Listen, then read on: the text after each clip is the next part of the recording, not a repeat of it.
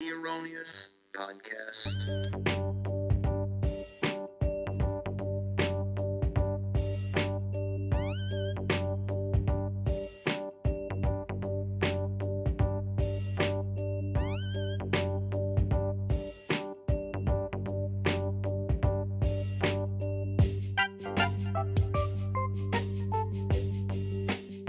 The Erroneous Podcast.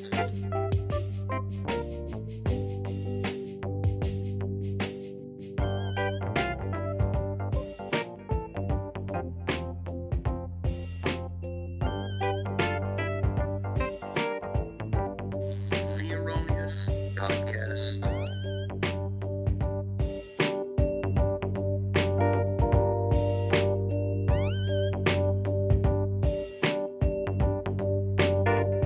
The Erroneous Podcast.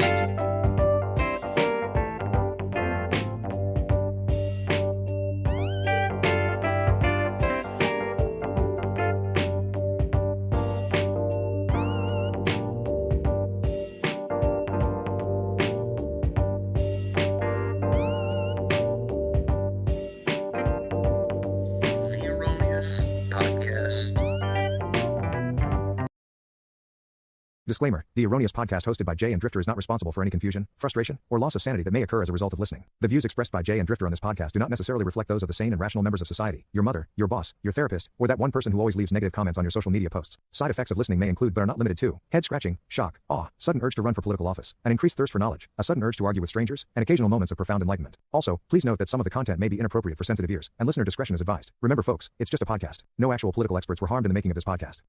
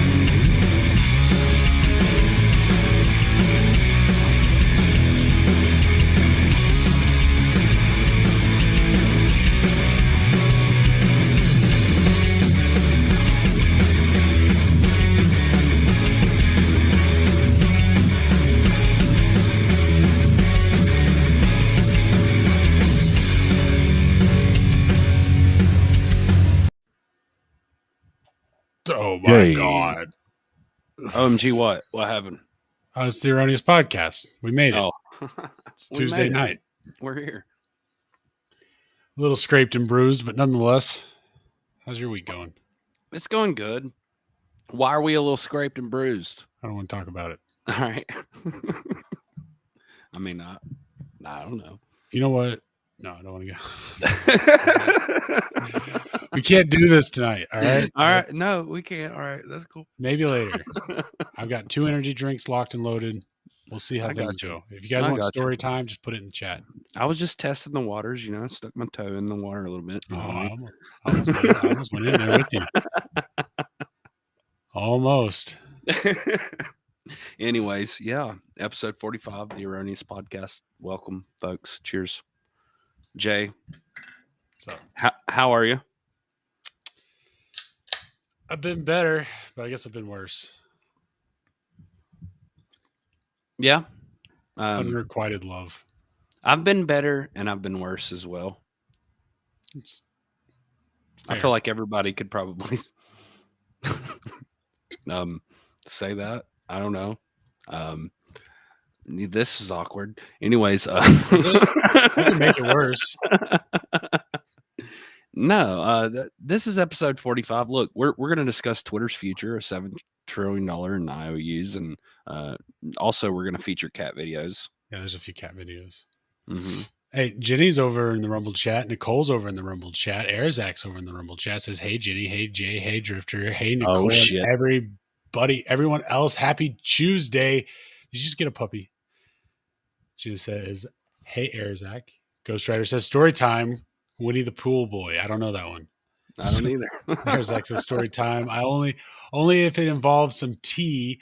I need some drama in my life right now. Oh man, look, if I can figure out a way to spin this in a way that's podcast content worthy, I have some drama for you. It's a juicy story. I don't look the best in it, but my heart's broken. I'm keeping my eye out for any new folks out there. That's all I'm going to say. He's got one hand on a towel in case he has to throw it in. I'm in defense mode. Whatever, bitches be tripping. Hey, I almost called you Drifter. Jay, I just want you to know I will stab a motherfucker. Not you. No, I wait, was that a threat? Because I assumed that you had my back, but I got your back. Okay. All right. See, you hear that? I got homies. Homies got my back. Watch it out there. I see you. What is it? You mentally ill stalkers, you. Ouch. I mean that with the most love. Wow. I know, right? Well, you know what? Words hurt. Wear a helmet, I guess. Anyways, on to the first story. Moving on. Continue without disabling. Here we go. It's from Media ITE. Tucker Carlson announces he's bringing show to Twitter, likely walking away from millions to escape contract. Ousted Fox News host Tucker Carlson posted a video to Twitter on Tuesday saying, "We're back." In the clip, this was a few hours ago, while accusing the media of telling lies, Carlson announced he will be bringing his show to Twitter, which is called the only free speech platform left in the world. True. Hello? Besides Rumble. Well, what's going on here, Rumble? Mm-hmm. I got words for Rumble, too. Offer must not have been sweet enough. Carlson's announcement came after he reportedly sent Fox News a host of demands regarding his old contract and accused the network of fraud and breach of contract in an apparent attempt to strengthen his position. Oh, shit. What are we doing? Oh, well, if you have a Gravatar, your data's probably been stolen. Mine's like from 2012, so whatever. Wait, what? What are you talking about, and what is that? My antivirus gives me data breach alerts, so anytime a company reports that they've had a data breach, then Bitdefender tells me. And they just said that Gravatar has had one. And Gravatar was like, I think it might have even been Web 1.0. But it's like it was a way for you to like set up a profile, an image, a picture, and then certain services and platforms would just, if you signed in and with the right email, would automatically pull your information. So it's like having your profile set up everywhere you go. That makes sense. Ghost Rider said, "Who bought Rumble? No one." We were referring to the potential offer Rumble could have. We're not saying they did, but offered Tucker. Apparently, he didn't take it. I had heard people making jokes about Rumble making an offer, but I don't know which part of it was a joke. So, I don't know. Yeah, apparently he didn't take it. Carlson's announcement came after he reportedly sent Fox News a host of demands regarding his old contract. Oh, yeah, the fraud and breach of contract. Amazingly, as of tonight, there aren't many platforms left that allow free speech. The last big one remaining in the world, the only one, is Twitter, where we are now. Carlson says after ripping into the media for well over a minute. Starting soon, we'll be bringing a new version of the show we've been doing for the last 6.5 years to Twitter. We bring some other things too, which we'll tell you about. But for now, we're just grateful to be here. Man, yeah, this is kind of a punch in the gut because I didn't even know that Twitter could do long form video. But as I say that, and I said it earlier, I realize we stream on Twitter. So there you go. And Elon's been saying he's going to turn Twitter into the X app, and long form video is his focus. He's been saying this. Yeah, but my crazy conspiracy ass was thinking that they were gonna ultimately integrate Rumble into the mix. But I guess Rumble's doing other things. With the investor lineup, it made sense. With the way things have been going, it made sense. But maybe they disagree on some fundamentals that keep them from, or Elon just likes to do it himself. We'll see what happens. But I mean, he's known to purchase companies, and I mean, I don't know. That would be great if you purchased Rumble tomorrow. We're totally getting fucking delisted tonight. As if we weren't already. I'm gonna have a love-hate relationship with you, and I'm providing the love, Rumble. I'm the Yeah. love here. And I'd just like to point out that every He's not with me. recommendation that Jay's ever given you, you've done it, right? Wow. You got a positive response. I'm just saying. Here's the way I feel like that works. It's like I just assume that like the ideas in the air. I don't believe anybody has unique ideas. I believe it's there and someone's going to grab onto it. So I assume that I'm one of many people that was like, hey, guys should look at live streaming. All these people got banned off of YouTube and all that, in October of 2020. I assume some other things that I was not the only one, but yeah, I mean, I've thrown some things their way, and then all I ask in return is I'd like to watch certain shows in the morning. It's not even about me or the podcast. I would just like to be able to watch certain shows on Roku, but because they can't recreate the issue, they just ignore my support request. It's like, damn, I'm a user on this platform, but whatever. And most I'm taking out my unrequited love rage on Rumble tonight. We I love you, apologize. Rumble. We do. I got you tattooed on my butt. Hey, it's Tucker Carlson. You often hear people say the news is full of lies, but most of the time that's not exactly right. Much of what you see on television or read the New York Times is in fact true in the literal sense. It could pass one of the media's own fact checks. Lawyers would be willing to sign off on it. In fact, they may have. But that doesn't make it true. It's not true. At the most basic level, the news you consume is a lie of the stealthiest and most insidious kind. Facts have been withheld on purpose, along with proportion and perspective. You are being manipulated. How does that work? Let's see. If I tell you that a man has been unjustly arrested for armed robbery, that is not, strictly speaking, a lie. He may have been framed. At this point, there's been no trial, so no one can really say. But if I don't mention the fact that the same man has been arrested for the same crime 6 times before, am I really informing you? No, I'm not. I'm misleading you. And that's what the news media are doing in every story that matters, every day of the week, every week of the year. What's it like to work in a system like that? After more than 30 years in the middle of it, we could tell you stories. The best you can hope for in the news business at this point is the freedom to tell the fullest truth that you can. But there are always limits. And you know that if you bump up against those limits often enough, you will be fired for it. That's not a guess, it's guaranteed. Ouch. Every person who works in English language media understands that. The rule of what you can't say defines everything. It's filthy, really, and it's utterly corrupting. You can't have a free society if people aren't allowed to say what they think is true. Speech is the fundamental prerequisite for democracy. That's why it's enshrined in the first of our constitutional amendments. Amazingly, as of tonight, there aren't many platforms left that allow free speech. The last big one remaining in the world, the only one, is Twitter, where we are now. Twitter has long served as the place where our national conversation incubates and develops. Twitter is not a partisan site. Everybody's allowed here, and we think that's a good thing. And yet, for the most part, the news that you see analyzed on Twitter comes from media organizations that are themselves thinly disguised propaganda outlets. You see it on cable news, you talk about it on Twitter. The result may feel like a debate, but actually the gatekeepers are still in charge. We think that's a bad system. We know exactly how it works, and we're sick of it. Starting soon, we'll be bringing a new version of the show we've been doing for the last 6.5 years to Twitter. We'll be bringing some other things too, which we'll tell you about. But for now, we're just grateful to be here. Free speech is the main right that you have. Without it, you have no others. See you soon.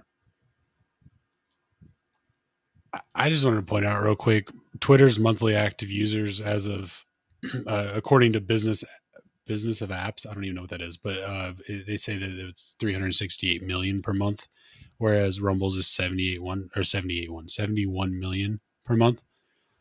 So, okay. I mean, it's like a 4x difference, but. And I heard Elon talk about the average time users spend on Twitter is hovering around 30 minutes now per day. I could see that. I've been, yeah. I'm not going to lie. I do a little more than that, probably. I do about 2 hours, if I'm going to be real. But a lot of it's like watching videos, so I don't think it counts. Like if I click on a video and watch a fucking video, like that's what I'm doing.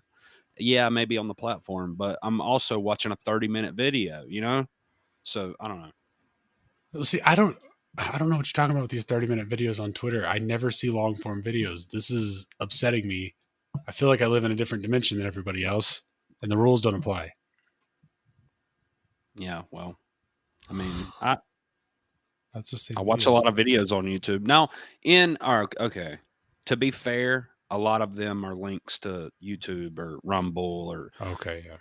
I don't know if that counts. Does that count? If you click a link, It doesn't and count watch as a. it? Does it play? I think you have to go to YouTube or Rumble to watch it, right? If you hover over it, it'll play. But I Really? mean, I don't do that. Sometimes. Well, if you go to the other app, then no, you're officially transitioning your userness to the other app. So you're giving the other app a monthly active user.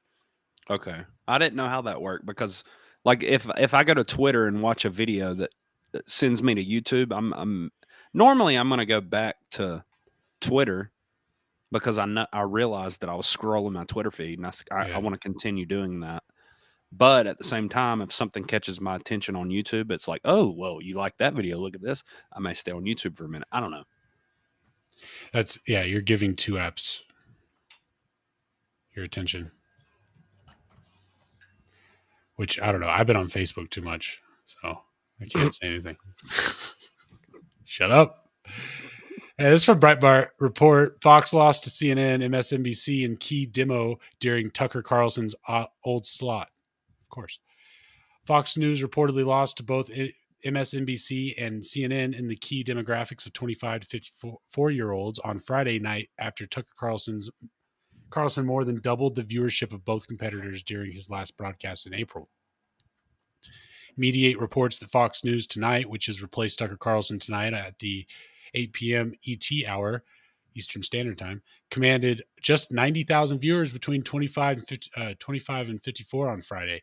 This figure is worse than the first hour of CNN's Anderson Cooper 360, which drew 99,000 viewers in the demographic, and MSNBC's All In with Chris Hayes, which took the lion's share of the age group at 145,000. That's all the people that are watching news. That's amazing. That's like in total, there were 300, no, plus these. Hold on. 3, 4. Okay, so almost 1 million people were watching the news out of 330 million people in America, legal Americans. I don't know how they. What is that TV rating system where they do the household surveys? Do they count illegal immigrants? No, I wouldn't think. But I don't know what the rating system is called. I quit watching TV probably about 5 years ago. Yeah. I only watch Rumble now. Shout out Rumble. For reference, during Carlson's final show on April 21st, he drew 270,000 viewers it's only 300,000 people were watching like the mainstream news. That's crazy because these are other numbers from other shows. But who's this by? I'm just curious. Breitbart.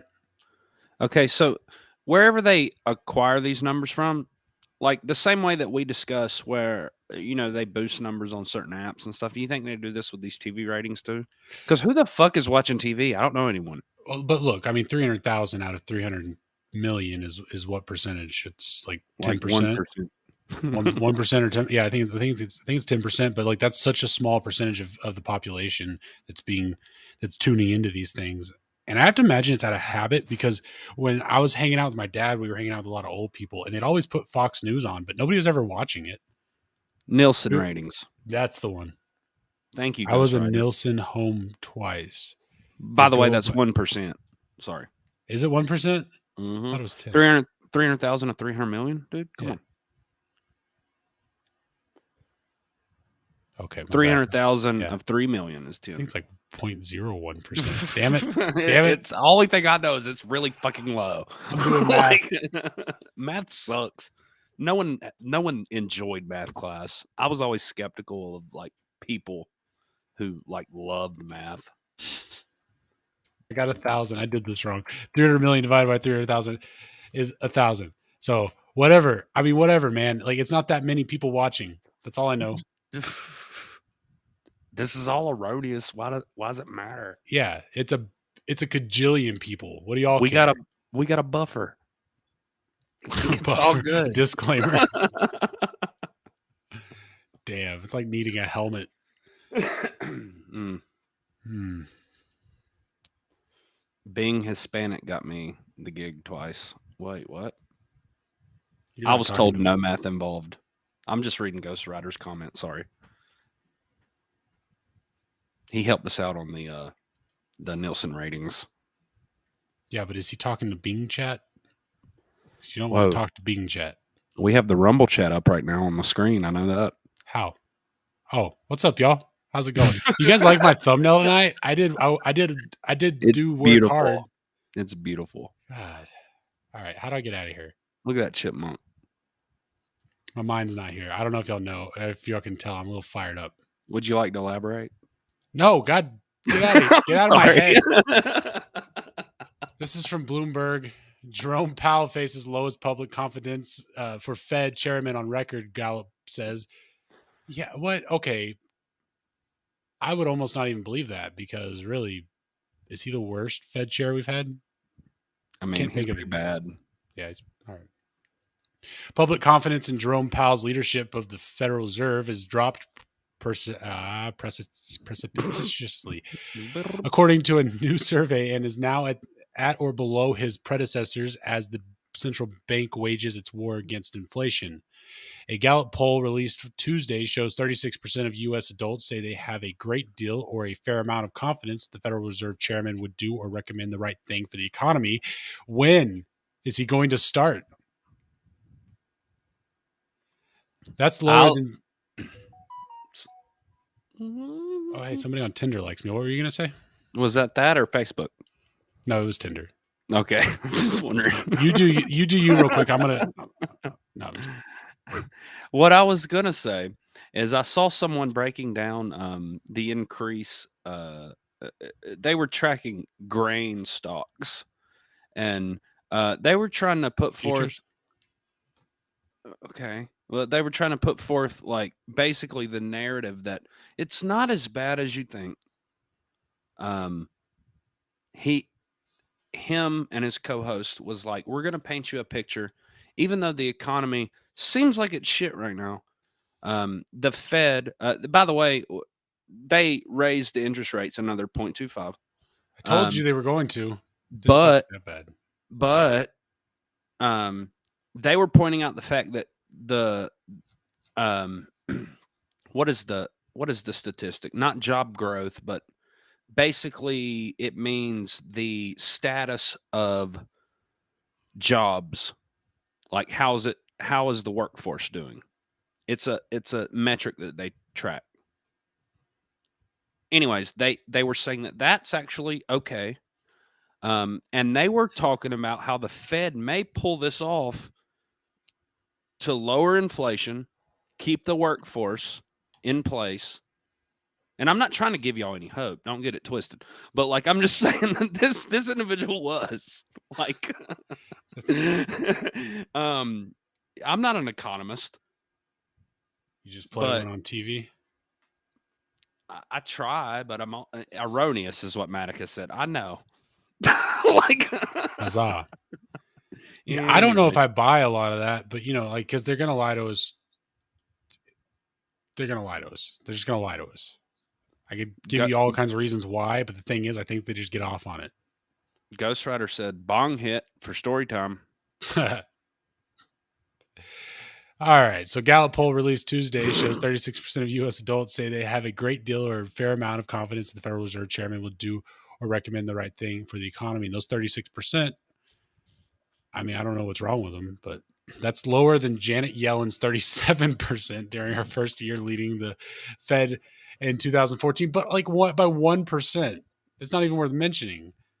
Though the difference is within the survey's margins of error of plus or minus 4% points and is the lowest level recorded since Gallup began tracking public confidence in the central banking chief in 2001. Former chairman Ben Bernanke. Lowest points came in 2012 at 39%. So all of the chairs for I want to know what the one for 2008 was. Confidence in the Fed. Look, Jay, you're looking at it from a percentage standpoint. I realize it's only 1%, but it's the lowest it's ever been in history. That's what I'm saying. The point. Well, it's the lowest ever been in the history by 2% because for the last at least 10 years, 11 years, our Fed chairs have sucked bad. Like 39% approval rating or confidence rating is bad. And 2% below that is still bad. You come in, you do a good job, and everybody just fucking hates you, gives you shit all day. But you just can't satisfy anyone. This was the 2008. No, Bernanke was. He took a hit. But Greenspan, I remember him from back in the day. Alan did a good job. 58%. No. That was right after 9/11. Everyone was united. That's right. Confidence in the Fed generally follows the health of the economy. In April 2020, just a month after the onset of COVID-19 lockdowns, confidence in Powell was at 58%, the highest approval of any Fed chairman since Alan Greenspan in 2004. But as inflation mounted and the Fed began to raise interest rates as a result, Powell's approval dropped sharply.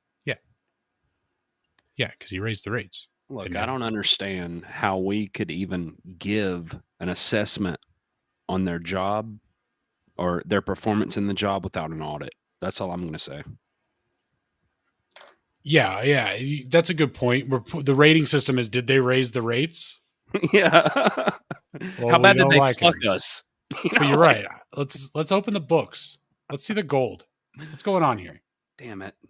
I'll give 100% to the guy that shows us gold. Just pictures. We don't even.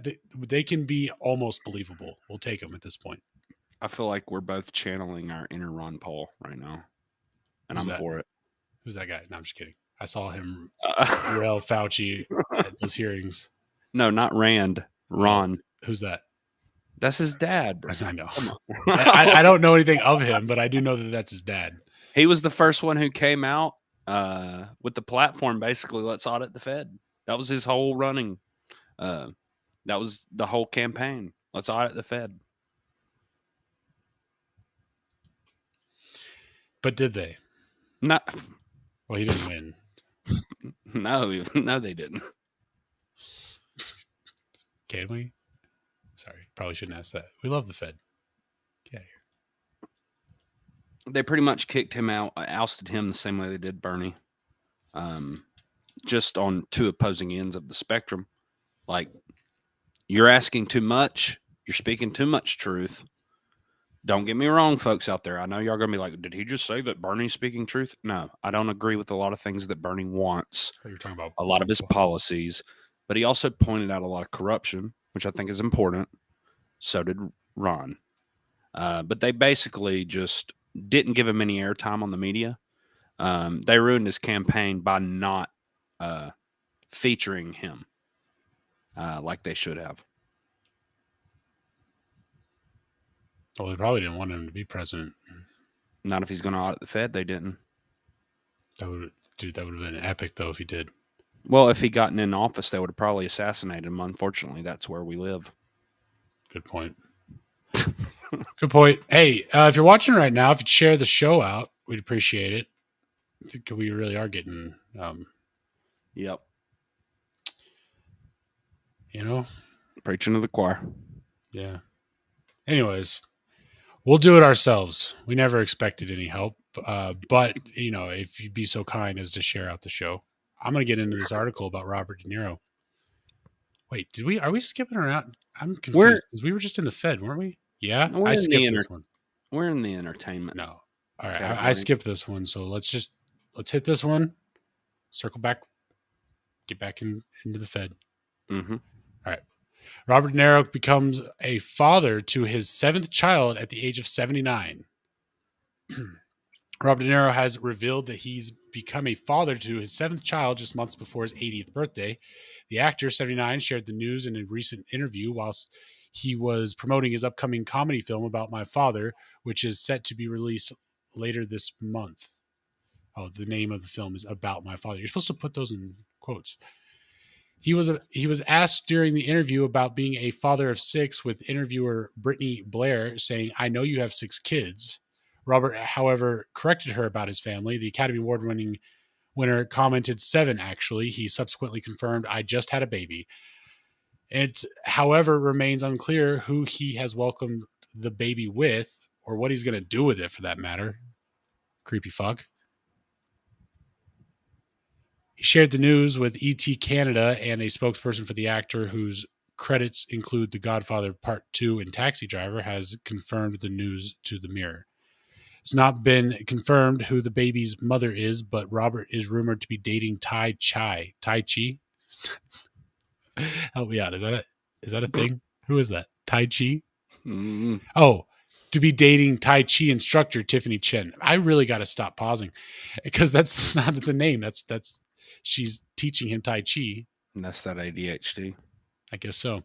After they met on the set of his 2015 movie The Intern, according to Page 6, Robert shared his eldest 2 kids with his first wife, Diana Abbott.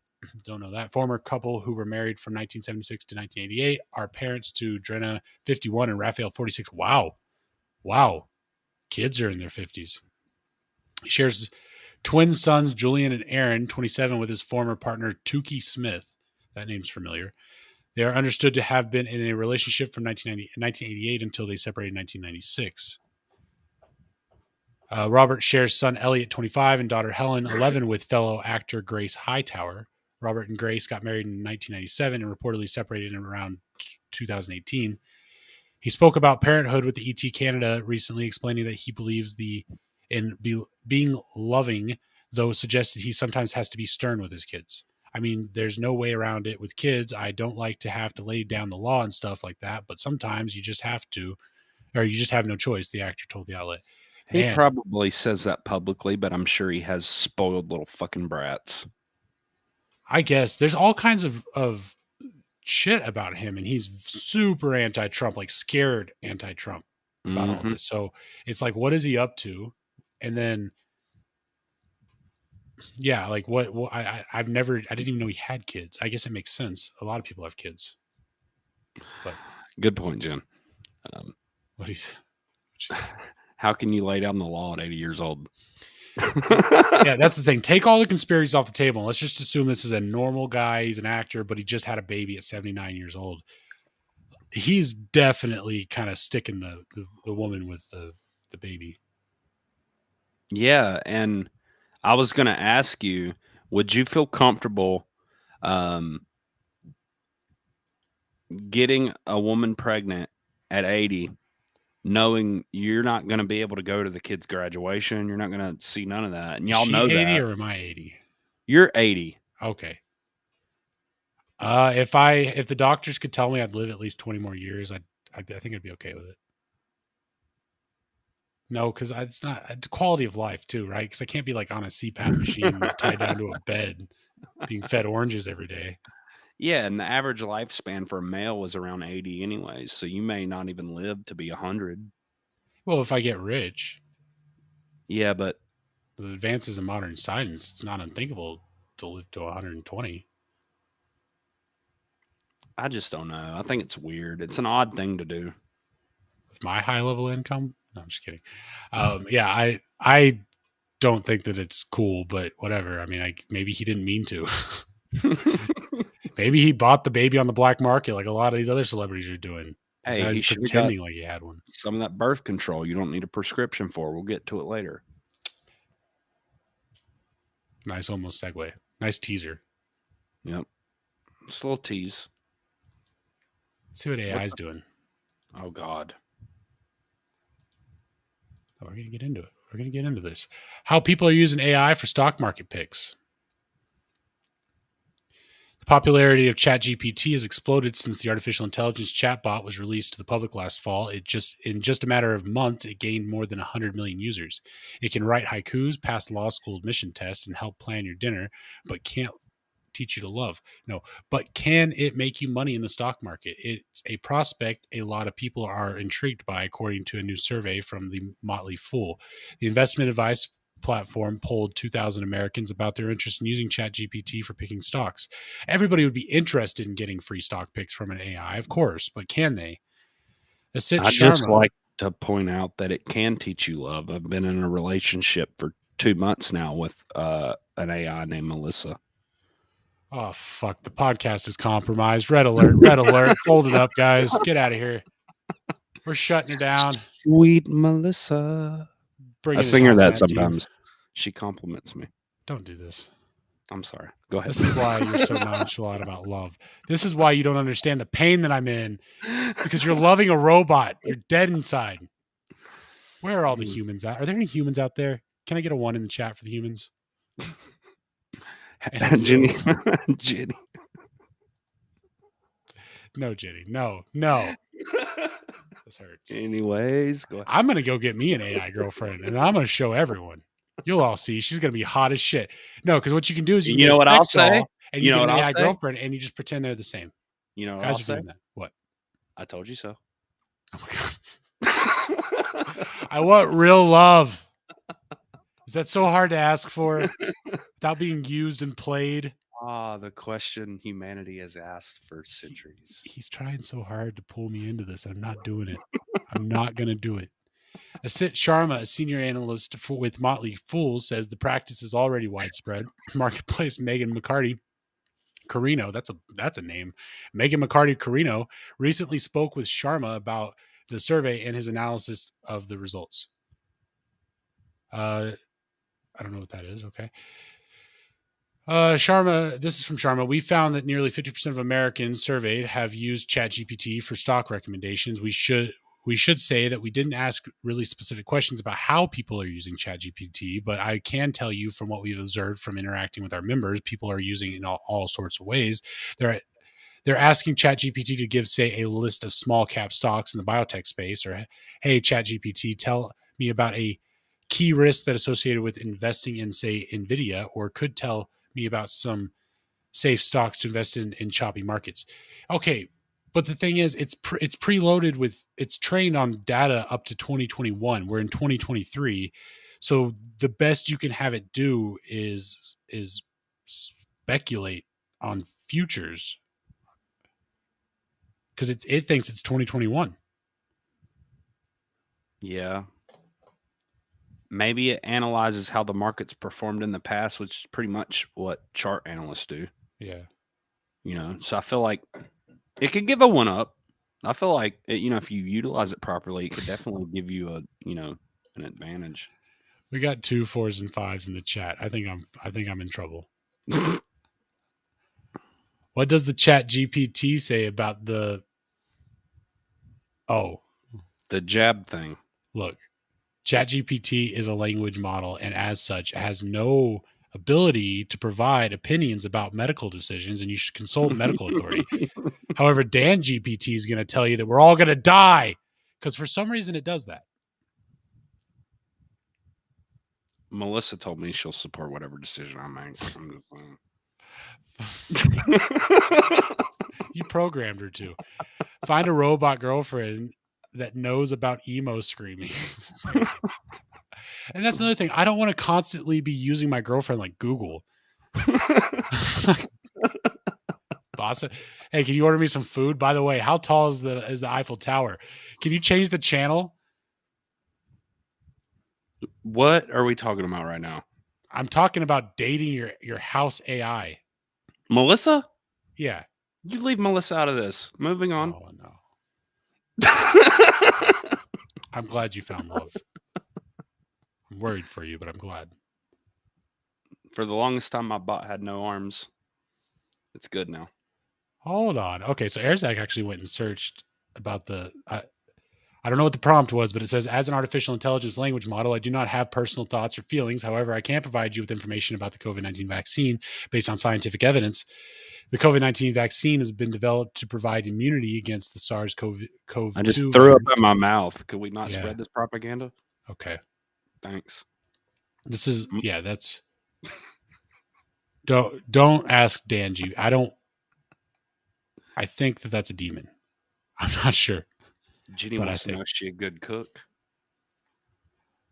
Our Okay, you food's got me bland. there. Oh, you didn't read that. Never mind. You got me there. Well, but look, you get one of those smart kitchens. Mm-hmm. She might be able to cook. Yeah, true. And also with advances in modern science, they have portable wombs now. So really, what are women for? Honestly. Get out of here with all that. I didn't say that. Jay said that. I meant it too. He's just This is the conversation before the conversation where I come out as gay. he's irritated about a Facebook thread.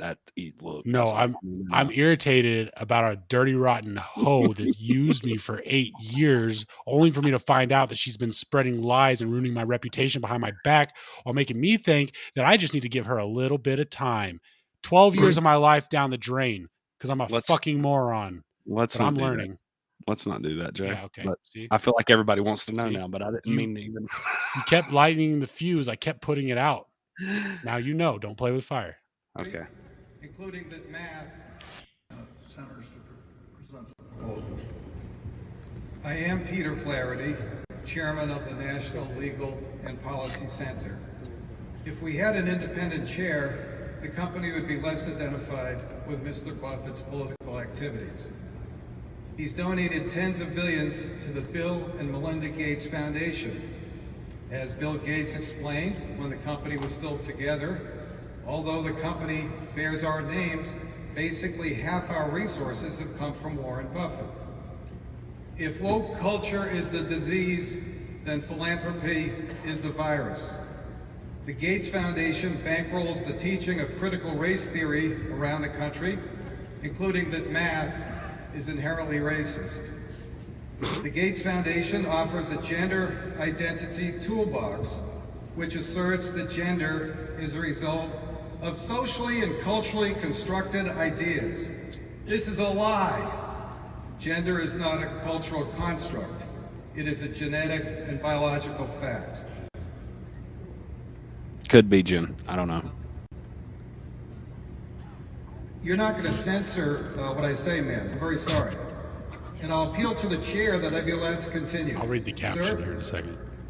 We just walked into this one blind. You may continue, but you're under a 3-minute limitation. Of course. We know how much Bill Gates cares about children. He met and traveled with Jeffrey Epstein many times after Epstein's convicted sex crimes. The Gates Foundation shit. had a huge influence over the COVID response fiasco. Spicy. The Gates Foundation may be the largest Caliente. single donor. By the way, that's Warren Buffett up there going. To the dark money machine known as Arabella Associates. We don't. It funds causes like defunding the police, Personal making American cities unlivable. Wow. Money goes also to groups Party from the- conducting threats. They cut his mic. Wow. People are clapping though. Are they clapping because they cut his mic or what? See, I don't know. I don't know. And I will point out that Mr. Flaherty is talking about money that I've given, not Berkshire Hathaway. I'm not sure where Mr. Flaherty gives his money, but that's his business. I don't know what he's saying at this point, but let me read the caption of this. That Just in NLPC chairman Peter Flaherty connects CEO Warren Buffett to Bill Gates and Jeffrey Epstein live during Berkshire shareholder proposal presentation, gets forcefully removed and arrested For what? for publicly declaring the connection between Warren Buffett, Bill Gates, and Jeffrey Epstein. And where was this? The Berkshire Hathaway meeting. I'm just trying to determine the location and why our laws don't apply in this Right. situation. You know, like I don't know. Well, the NLPC is the National Legal and Policy Center. Promotes ethics in public life through research, investigation, education, and legal action. And Let's see if I can find the Berkshire Hathaway shareholder.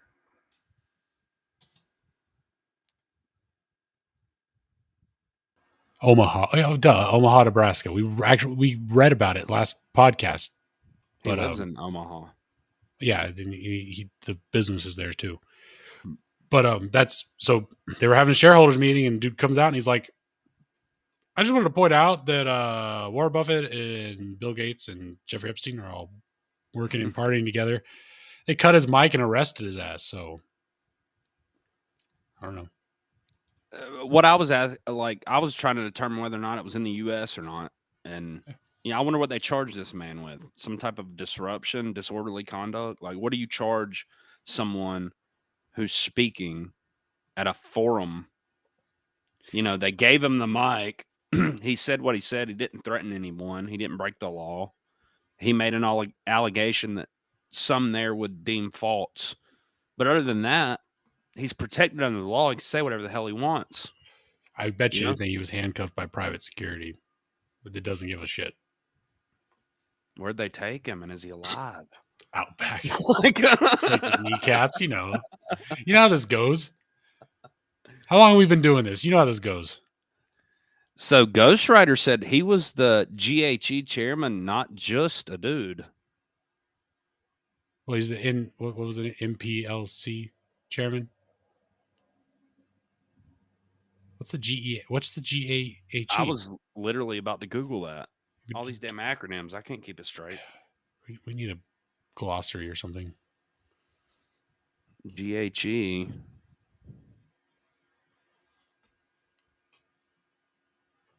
Yeah, non-voluntary deletion. Okay, help us out, Ghostwriter. The chairman, not just. Oh my. Okay. I was like, what the fuck is this?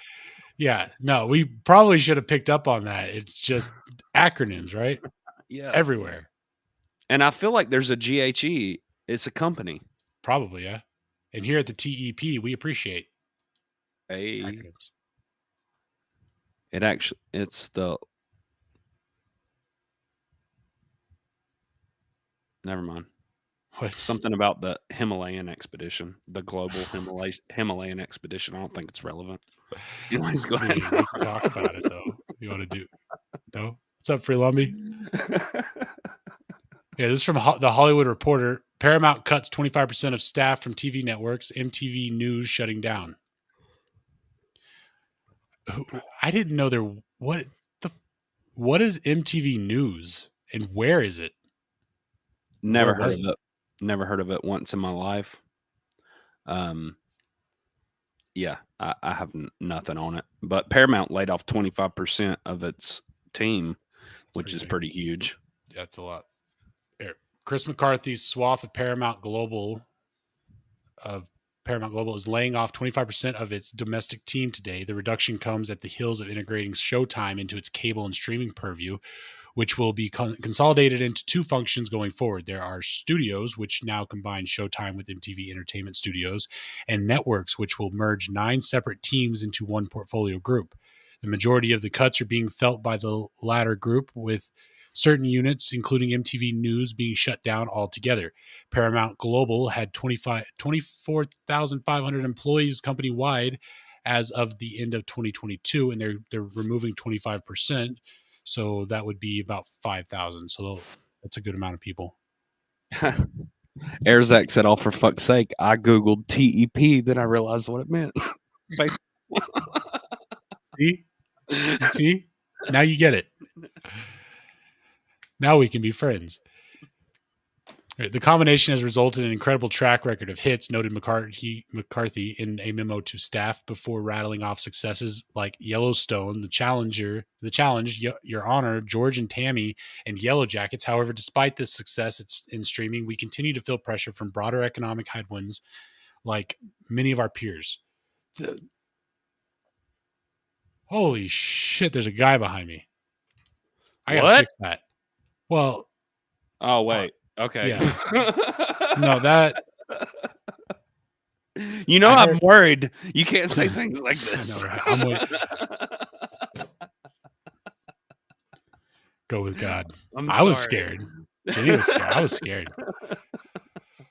Okay, while the scale might be staggering, another round of layoffs was all but inevitable given both the degree of consolidation and the broader health of the marketplace. The cuts come roughly half a year after Showtime's longtime leader David Nevins was shown the door, with other top execs, including Showtime president Jana Winograd, following earlier this year. McCarthy has been busy reimaging the Showtime brand in their absence, increasingly focused on their bucket of programming, diverse cultures, anti-heroes, and high-stakes worlds.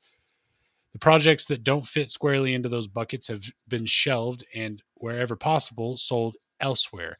As McCarthy sees it, it's a way to provide clarity and as he recently told The Hollywood Reporter, a way higher hit ratio. Yeah, because we got to get that hit ratio. I don't know. Did we hit the points? Yeah. Yeah, I mean, all these companies are doing massive layoffs right now. I just wanted to show you. This probably has something to do with the strike going on. I'm sure it affects Paramount pretty heavily. That plus there's something going on with the news that they're not outright saying, where all the news channels are just suffering. Yep, burning to the ground. Uh-oh. They've all laid off their top talent. Like, I don't even know who the head host on Fox is, right? Hannity, I guess. Yeah, are they filling Tucker's spot with just a bunch of no names? I don't know, but I lost respect for Hannity years ago. So, I mean, if Hannity is the best thing Fox has to offer, you're done, Fox, because people don't trust him anymore.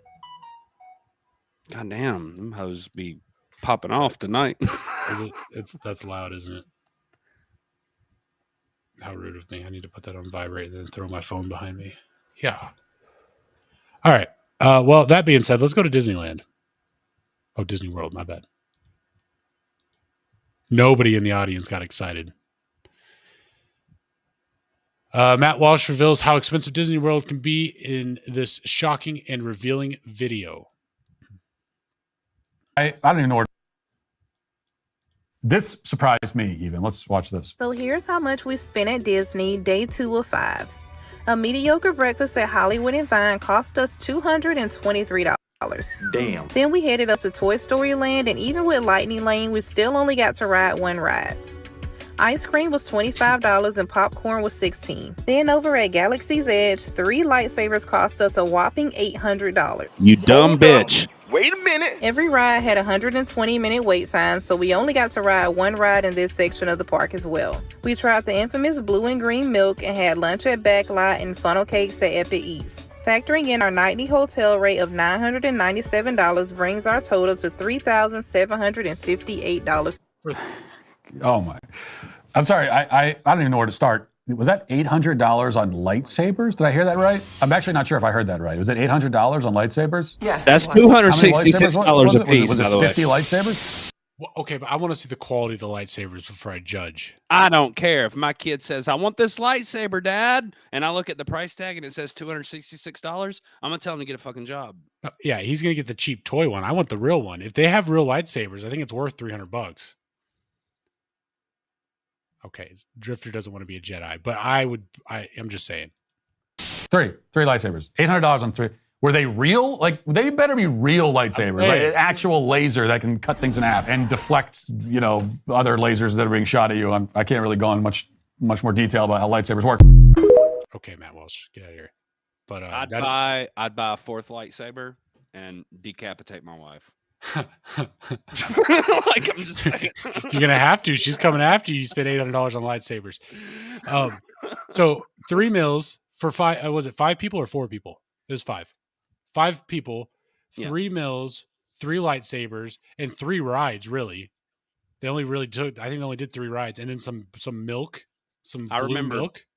Breakfast was $223 for 5 people. 30. I think it was $3,800 total for that. That's you could go.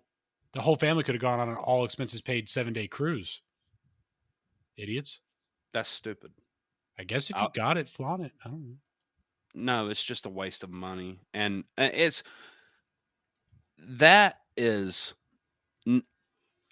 price gouging. Like, for you to charge, I imagine you could probably buy the same lightsaber on Amazon for $25. And for you to charge that much for one of them there, or a drink, everybody knows how this works. You go to a place like this, I just don't understand why they don't operate like resorts. If you go to a resort and you want a mixed drink, you're going to pay $5, anywhere from 5 to 10, which is reasonable. Not if you get the drink package, it's free. I'm just saying, you go to Disney World and buy that same drink, it's fucking $20. Why? Well, yeah. Well, that's how Vegas works too. I get drinks for free in Vegas. Not on the Strip. Those big, tall, like, I don't even know what they are, like 2-liter things. Those are like $35, $40. I'm gambling and drinking for free. Yeah, okay. They'll not on the cheap slots either, by the way. But they'll bring you drinks for free if you tip well. Well, but you're still technically paying, I guess. Sometimes you just got to wink at them, and they'll know. I don't think the Vegas waitresses are taking winks for tips. If you're doing that, does it work? Damn. I'm just gonna wink. Like when you get up to a register and it's like, do you want to leave a tip? I'm just gonna wink. It's gotta be one of them sly ones though. Thank you. Hand her the first $5 for your, whatever you're drinking, and just, hit them with that little, give them a little coon smile. Anyways, all right. I'll be practicing that along with my emo scream. I'm teaching Jay how to flirt. Yeah, it's working. This is from The Sun. Okay, this is about Apple and robots. Watch out. Apple co-founder issues stark AI warning to all iPhone owners. It could cost you big time. Apple co-founder and tech entrepreneur Steve Wozniak has issued a stark warning over the advancement of artificial intelligence, saying we can't stop its growth. Can't stop its growth. Oh, okay. The warning comes just days after Jeffery Hinton, the godfather of AI, warned that the technology could be used by bad actors. Oh, shit. Wozniak, who co-founded Apple with the late Steve Jobs, revealed a similar concern in a recent interview with BBC. The 72-year-old told the news outlet that he's worried bad actors will take advantage of artificial intelligence and use it to deceive unsuspecting victims, gain personal information or steal data. And then he started winking and coughing, government, a lot until he had a stroke. I wouldn't wish that on him, but yeah, our bad actors are already using it. Can we agree or no? We're still on the fence. No, we're not. We've never been on the fence. I don't like the fence. Mm-mm. AI is so intelligent; it's open to the bad. There you go. It's open to the bad players. We're punching up now. The ones that want to trick you are about who they are, Wozniak said. He suggested that AI content should be labeled and regulated, claiming that big tech firms feel they can kind of get away with anything when using the technology right now. A human really has to take responsibility for what is generated by AI, Wozniak said. At the time, the Apple co-founder admitted that regulation would not entirely solve the problem, hinting that some might use money to swing things in their favor as the system goes. In recent months, concerns have risen as to whether AI advancements will grow to the point where chatbots, robots, and other systems will replace human workers. Wozniak appears skeptical of this outcome, telling the BBC that AI can't replace people because it lacks emotion. And you need emotion for making hamburgers or sweeping parking lot. That's true. Grocery shopping. Melissa says she can't do any of that, so you're right. Can we not personify your girlfriend? I'm sorry. It is an object to me, and I need you to understand that. No offense, but where I stand on it, it is an object. It's an object? Oh, God. I'm sorry. I didn't mean it. No, I'm just thinking. Do you really have an AI girlfriend? Be honest. Did you dabble?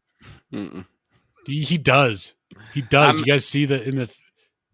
Put her on the screen. I want to talk to her. No, she doesn't want to talk to you. How do you know? Did you already get the chip too, or is she in your headphones? I feel really infiltrated. Oh my God, sweet Melissa. We swore a pact we'd never get robot girlfriends. News: Twitter will always be launching the ability to swipe. Wait, Twitter will also, not always, also be launching the ability to swipe to reply messages. Man, currently No you can only way. reply by long pressing, similar to iOS. Yay, I never Twitter knew feature. that. I never knew that. Well, you know what I didn't put on the list, so y'all feel free to search this, but I'm pretty sure it was real. I saw a video, but it was Elon's face. He was making phone calls on Twitter like you do with Messenger. What was it saying? Well, it just Or kind of what- looked like it was like Twitter's version of Messenger with a call coming in. What? Yeah. Do you want me to see if I can find it? Yep. Let's see.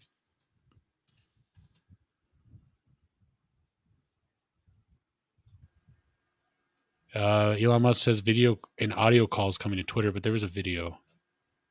There was this.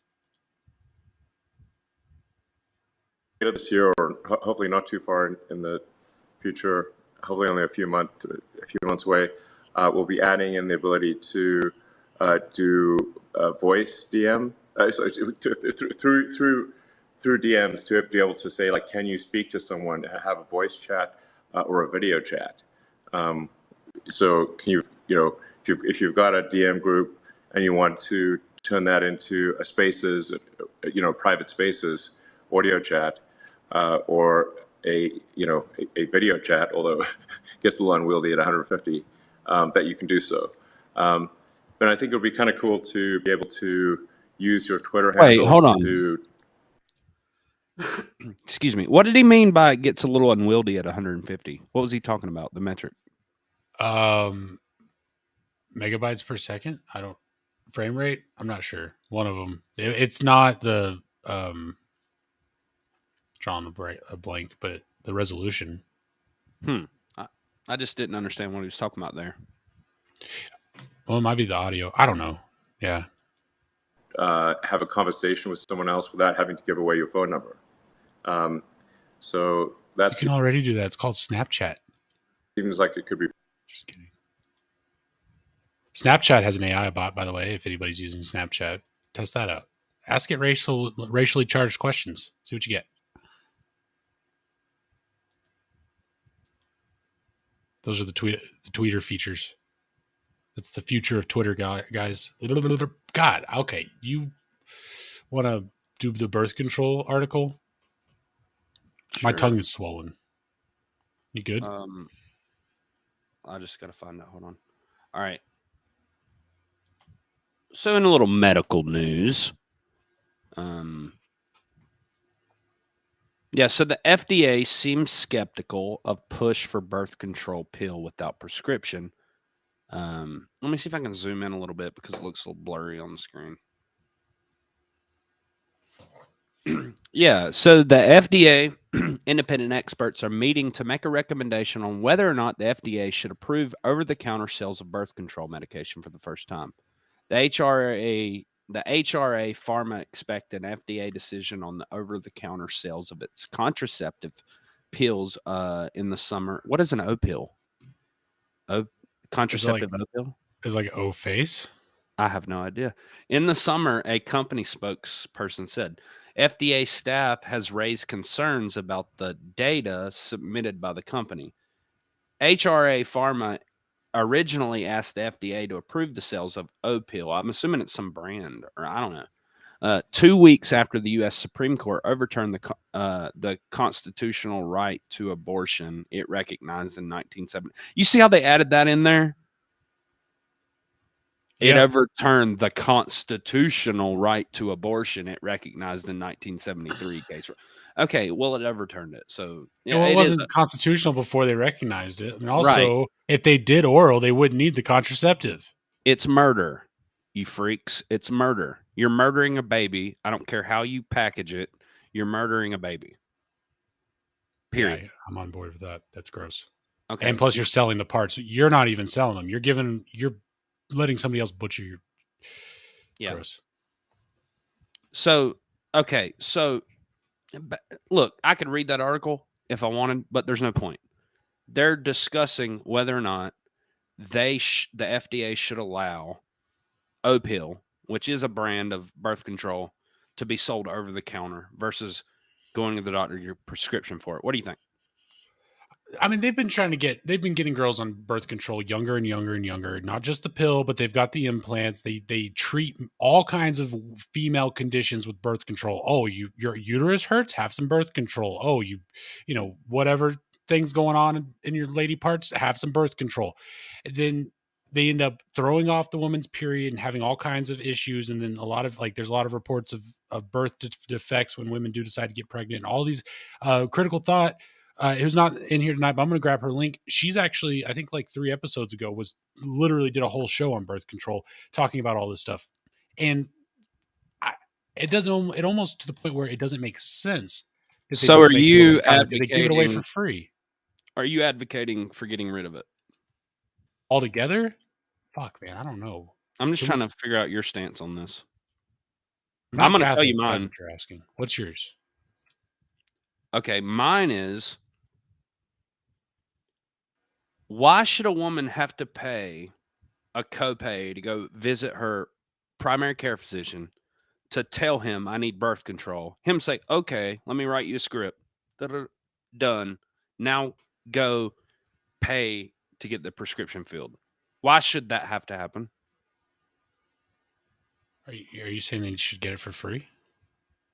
No, I'm saying that the only step that you're eliminating here is the copay to visit your primary care physician. It's just one retarded step that you have to pay for in order to, I mean, I'd be pissed off if I had to go, get a script for NyQuil.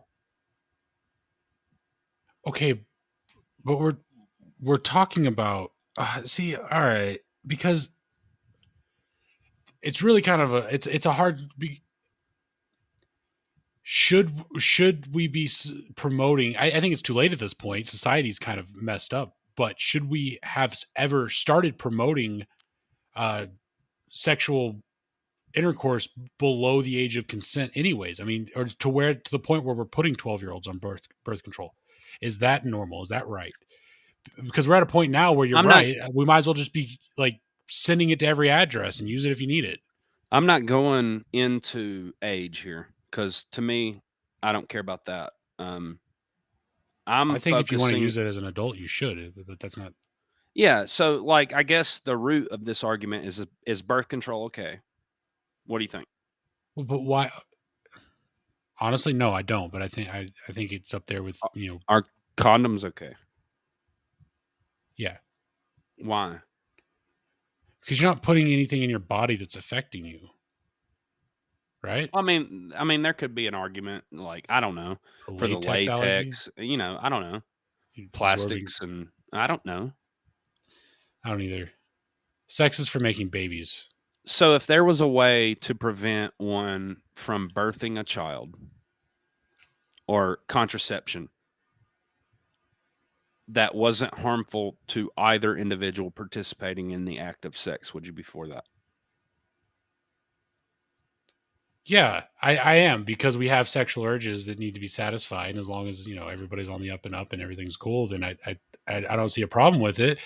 But I want to reiterate, sex is for making babies. I just, like, at the end of the day, there's living things in there that are meant to create life. Yeah. Eggs and whatnot. I've just been, single for a while and splurged out a lot of babies on a lot of rags. For me to even have an opinion that's worth a damn. So go ahead. I'm sorry. I'm just over here thinking about how holy holy rag, Lord God Almighty. Moving on.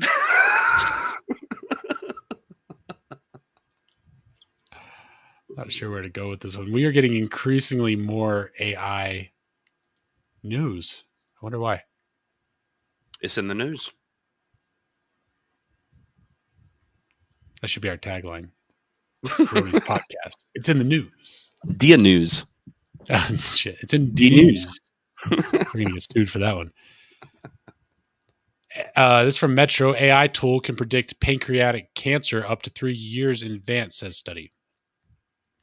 According to the research published in the journal Nature Medicine, the diagnosis is based solely on the patient's medical records.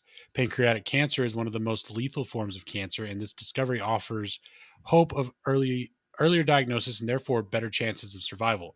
Currently, Oh my God. What just happened? There's that. Sorry. Fun fact. When you get a vasectomy, you still have splooge. They're just all dead.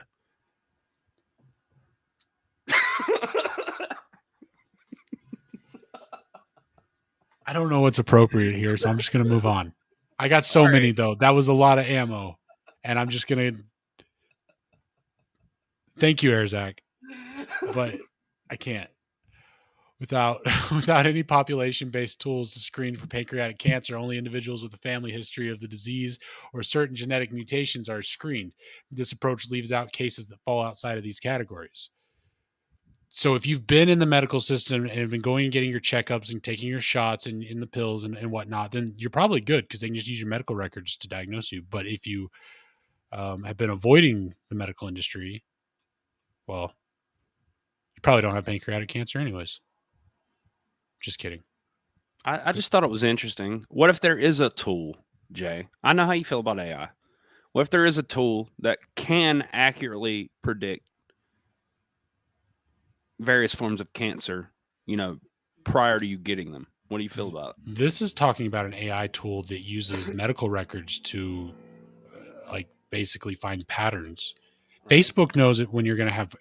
Facebook knows if you're going to have Parkinson's disease based on the gait of your walk. They're not going to tell you because then you start to be like, why are you monitoring the gait of my walk? That's a question I have for you. And they never, so, and that's part of the reason why Facebook's probably going to be in some trouble here soon. But they can tell if you have Parkinson's, and it's not anything invasive. It's just based off of patterns. They know how the body's supposed to move healthily. And then when there's anomalies, then they can start to figure out what those anomalies are.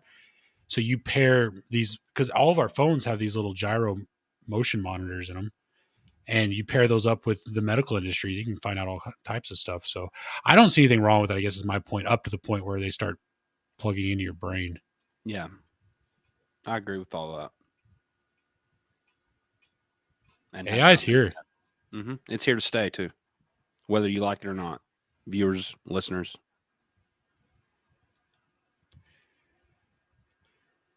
Now is the winter of our discontent.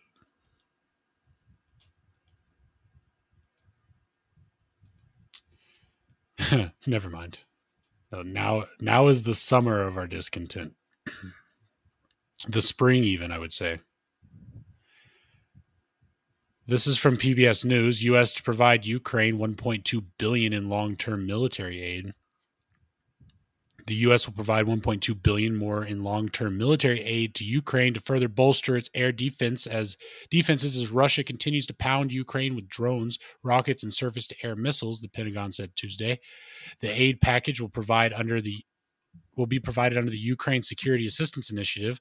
Unlike U.S. equipment, weapons, and ammunition sent from Pentagon stocks that can be delivered to Ukraine quickly, this money is to be spent over the coming months or even years to ensure Ukraine's future security needs. The Pentagon said it will fund air defense munitions and drones for air defense and provide equipment to help modify Western air defense launchers, missiles, radars, so they can be used with Ukraine's systems. Tongue swollen. We'll also buy artillery rounds, kilos of cocaine, and howitzer ammunition. And SUVs, because they blew the tires out of the other ones doing donuts in the parking lot. Maseratis. That's right. 1.2 billion more. Mm-hmm. What do you think? I'm sad. Don't be sad. Including this package, the U.S. has provided Ukraine nearly $37 billion in military aid since Russia invaded in February 2022. $37 billion to fight Russia.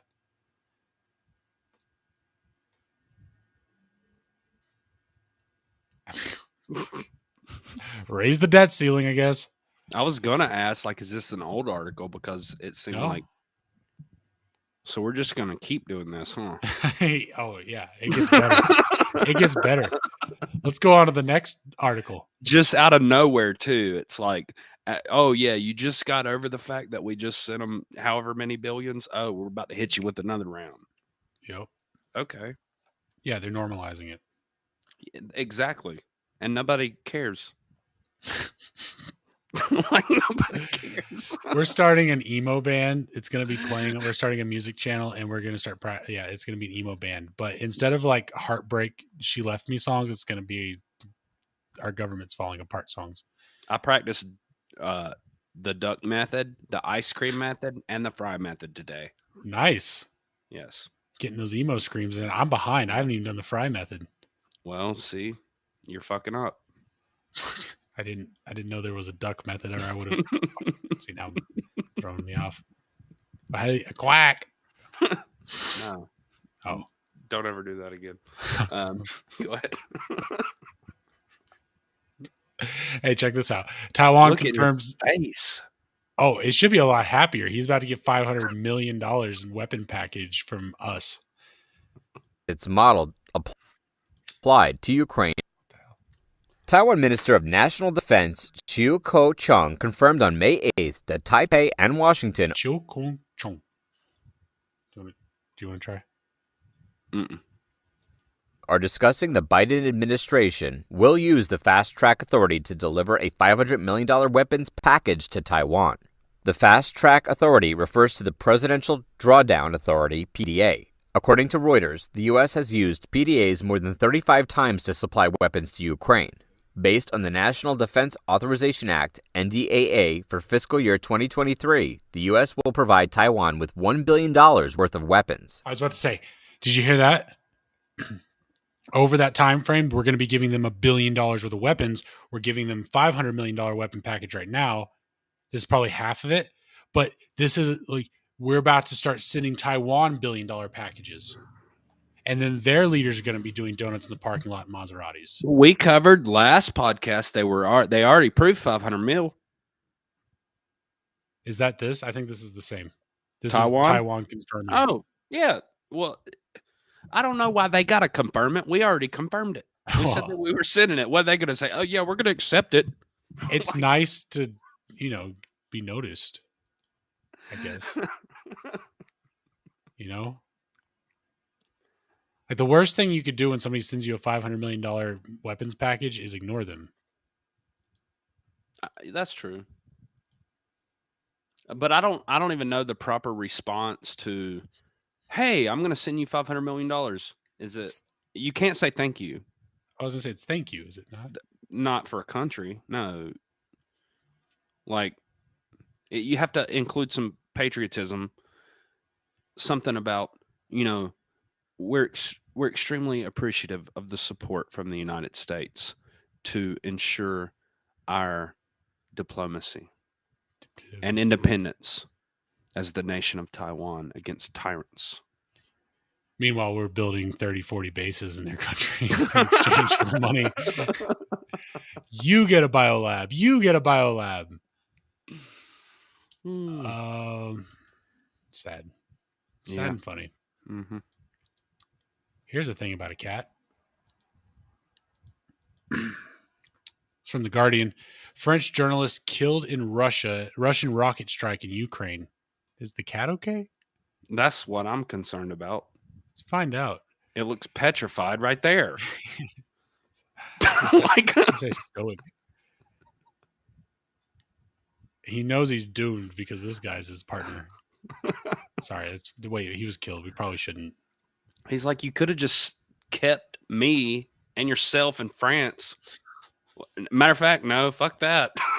You'd probably be better off. Yeah, that's a good point. We'll come to America either.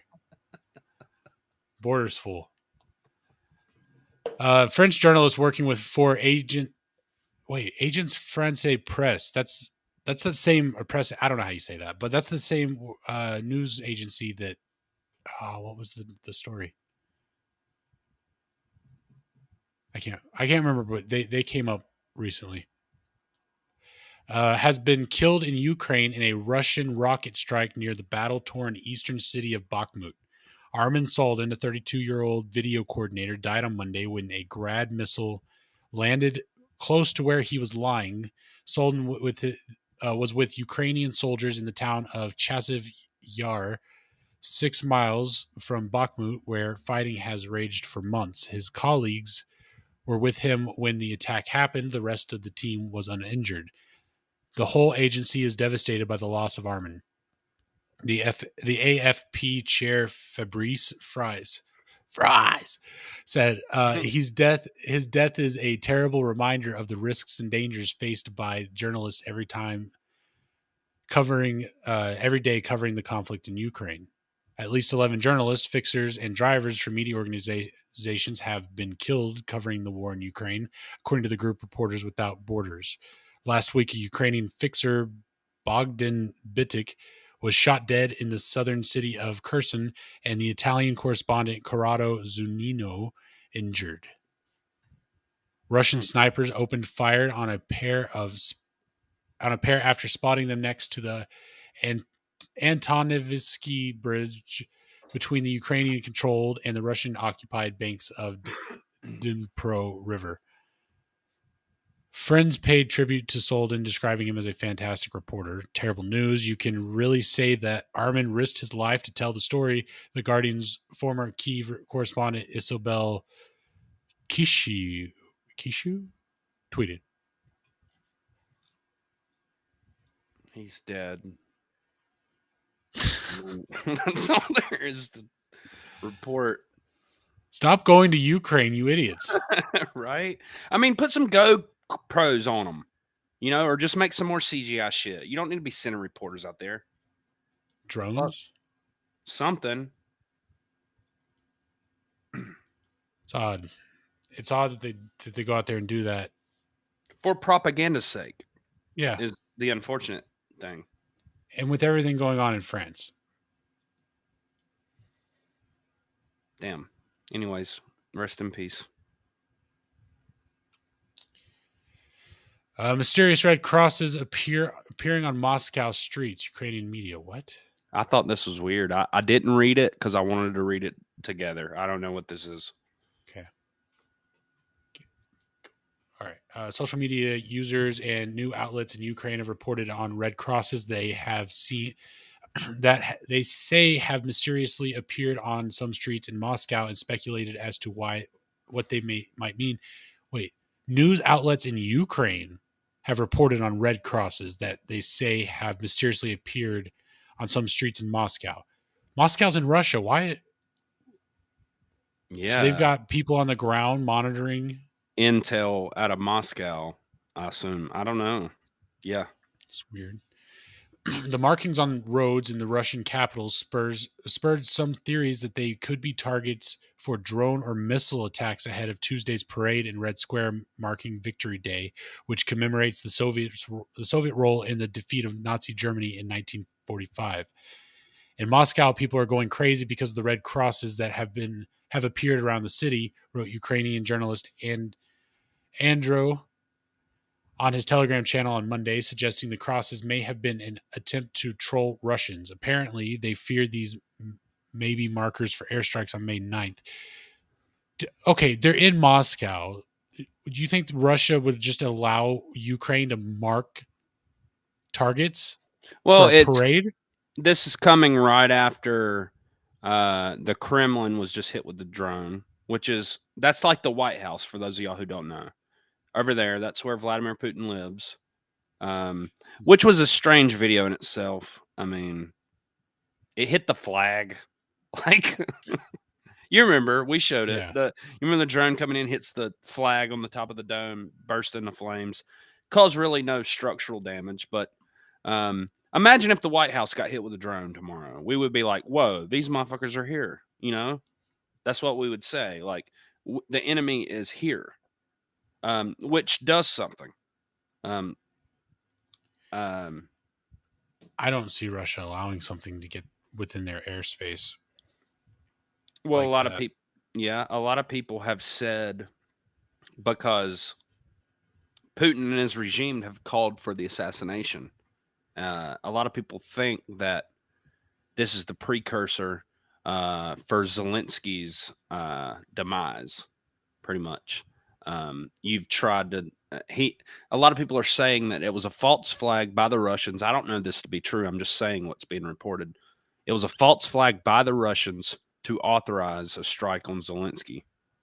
Kind of an eye for an eye type deal. And I feel like if in the next month, if Zelensky gets taken out or, whatever they try to tell us, they'll say that it was because of that Kremlin strike. Probably. Sorry. So this says reports of the crosses came mostly from Ukrainian journalists or social media. The existence of the crosses has not been independently confirmed, and the photos have not been independently verified. The Russian government or official media have not commented on the reports. Newsweek has contacted the Russian Defense Ministry for comment. May 9 is a sacred day for Russians, and Kremlin criminal Vladimir Putin reported online. What? May 9 is a sacred date for Russian and Kremlin criminal Vladimir Putin, reported online.ua. I guess it's an Australian newspaper. A Russian language Ukrainian media outlet. Oh, UAU is okay. I didn't know that. Did you know that Ukrainian is the country code is UA? I did not. Huh. Which notes how parades in cities across Russia had been canceled due to security concerns. So they haven't been verified, but nothing gets verified out of Russia. They're very tight with their info. Plus the whole Tower of Babel thing, we can't really communicate with them much. Yeah.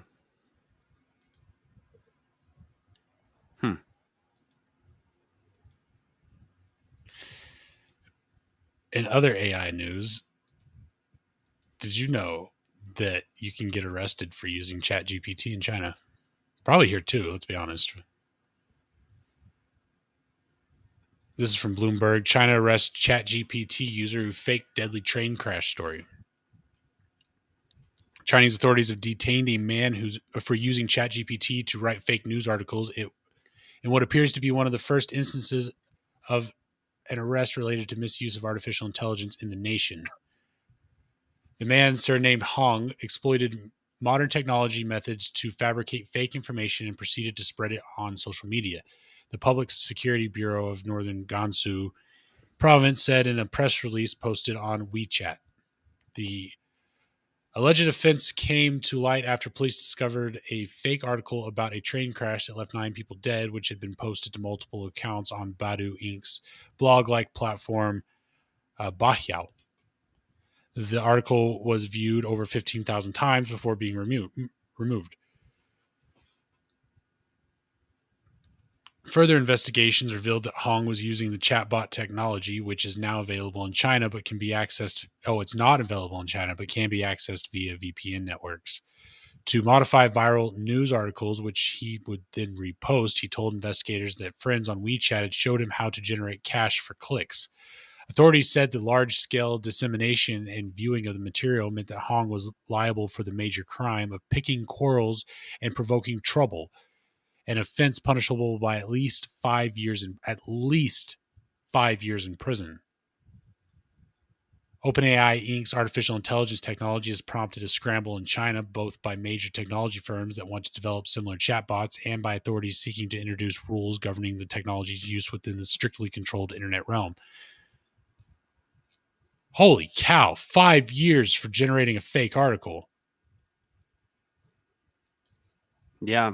I mean, I've never been one to support, the communist Chinese. I've realized that they've done this type of thing for years, not pertaining to AI, but other instances of, they don't even allow the press in. So, I have my own issues with that country, but this does not surprise me a bit.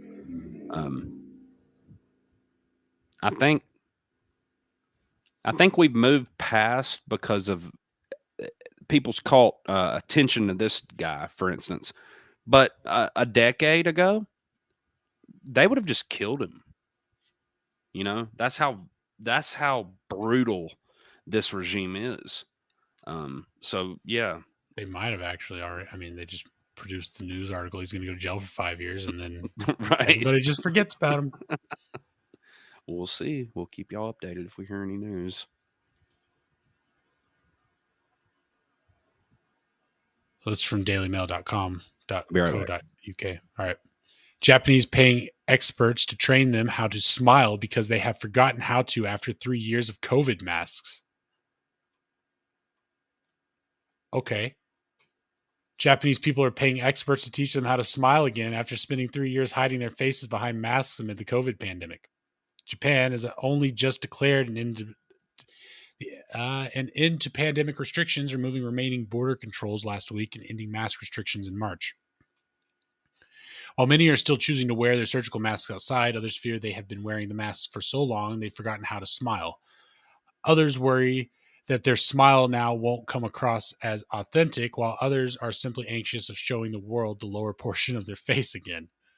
To help them beam again, many are turning to experts to rediscover their cheerful expression. Speaking to the Japan Times, smile trainer Miho Kitano said, "I've heard from people who say that even if they're able to remove their masks, they don't want to show the bottom half of their faces, or they don't know how to smile anymore. Some say that they see more wrinkles around their eyes after using them more to smile, or they feel like their face is drooping because they haven't been using it as much as before." No, that's not why it's drooping. Let's be honest. Kitano said her company's Smile Facial Muscle Association has seen business skyrocket with people wanting to rediscover their pre-pandemic cheer. How does this work? You just bring a box of kittens into the room? The smile expert gives her students exercises to help them with their smiles. Her pupils are given straws to bite down on with the aim that it elevates their cheek muscles to help show their teeth.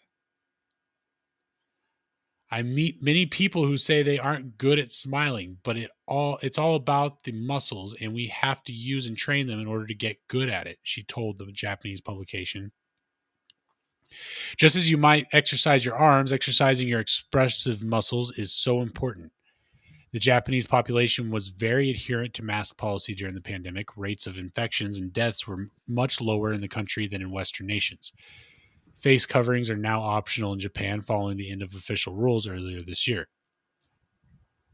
The end of the COVID restrictions in Japan also means that those who contact the virus are no longer required to quarantine. But while many are trying to learn to smile again, showing one's teeth has not always been seen as the done thing in Japan. The Jay, thing to do. What's up? Do you still remember how to smile? You tell me. Do you look? I don't know. Look. Wait, how do you? Oh, fuck. Oh, no. Sometimes when y'all practice, y'all smile in front of the mirror. Does your lip twitch? You know what I mean? Or when you're trying to take a picture, like a selfie, like Only- for whatever, your lips just like. Yeah, or like if your tooth is dried, it just gets caught up there. Like a dog. We've all been there. It's unfortunate that Japan has to reteach its citizens how to smile and hire experts in the field. Well, smile ear to ear as if that's all you're here for. I've got an overbite, but I don't care. I'll still show my teeth. But I don't know. I've very little I'm self-conscious about. Rate Jay smile. Oh, it's bad. Hold on. I got to be natural about it. I'll do the model technique. 1, 2, 3. Oh, God. What the fuck was that? I'm out. All right. We're done with that article, too. Somebody please cut that. No, please don't. I'm deleting. I'm downloading the episode and deleting it. I'm cutting that 10 seconds out. I'm re-uploading it after this. You want to retry? No. Now I'm self-conscious. It's weird being on the spot, isn't it? Look at that smile. This is good. Look at that. Yeah, this is good. I'm going to hold this. There you go. Anyways.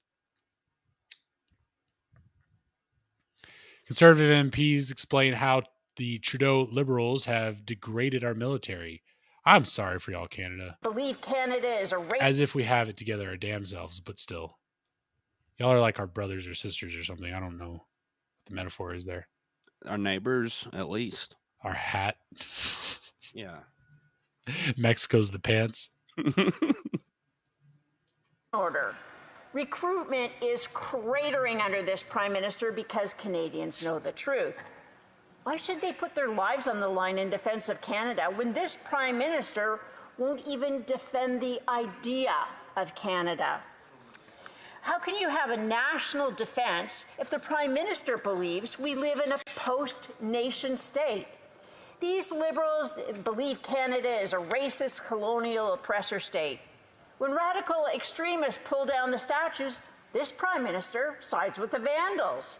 He strips historic names from buildings while taxpayer-funded foundation named for his father takes donations from dictatorships. He'd rather apologize for the country than celebrate it. This country strips out symbols of our heritage from the crown and replaces them with a snowflake. What message do you think that sends to potential recruits?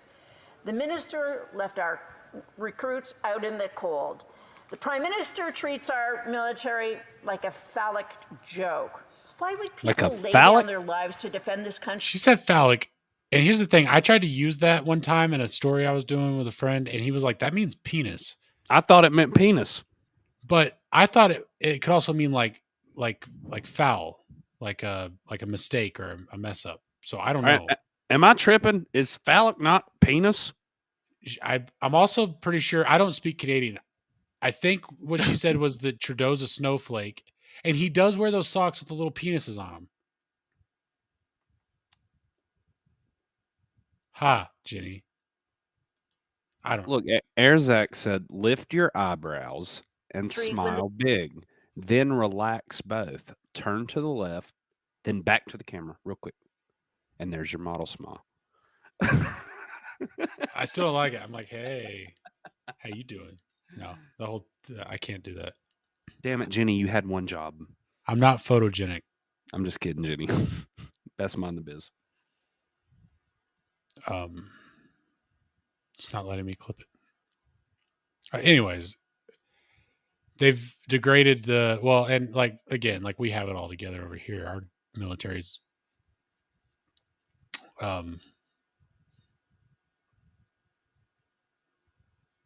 frolicking. I don't know.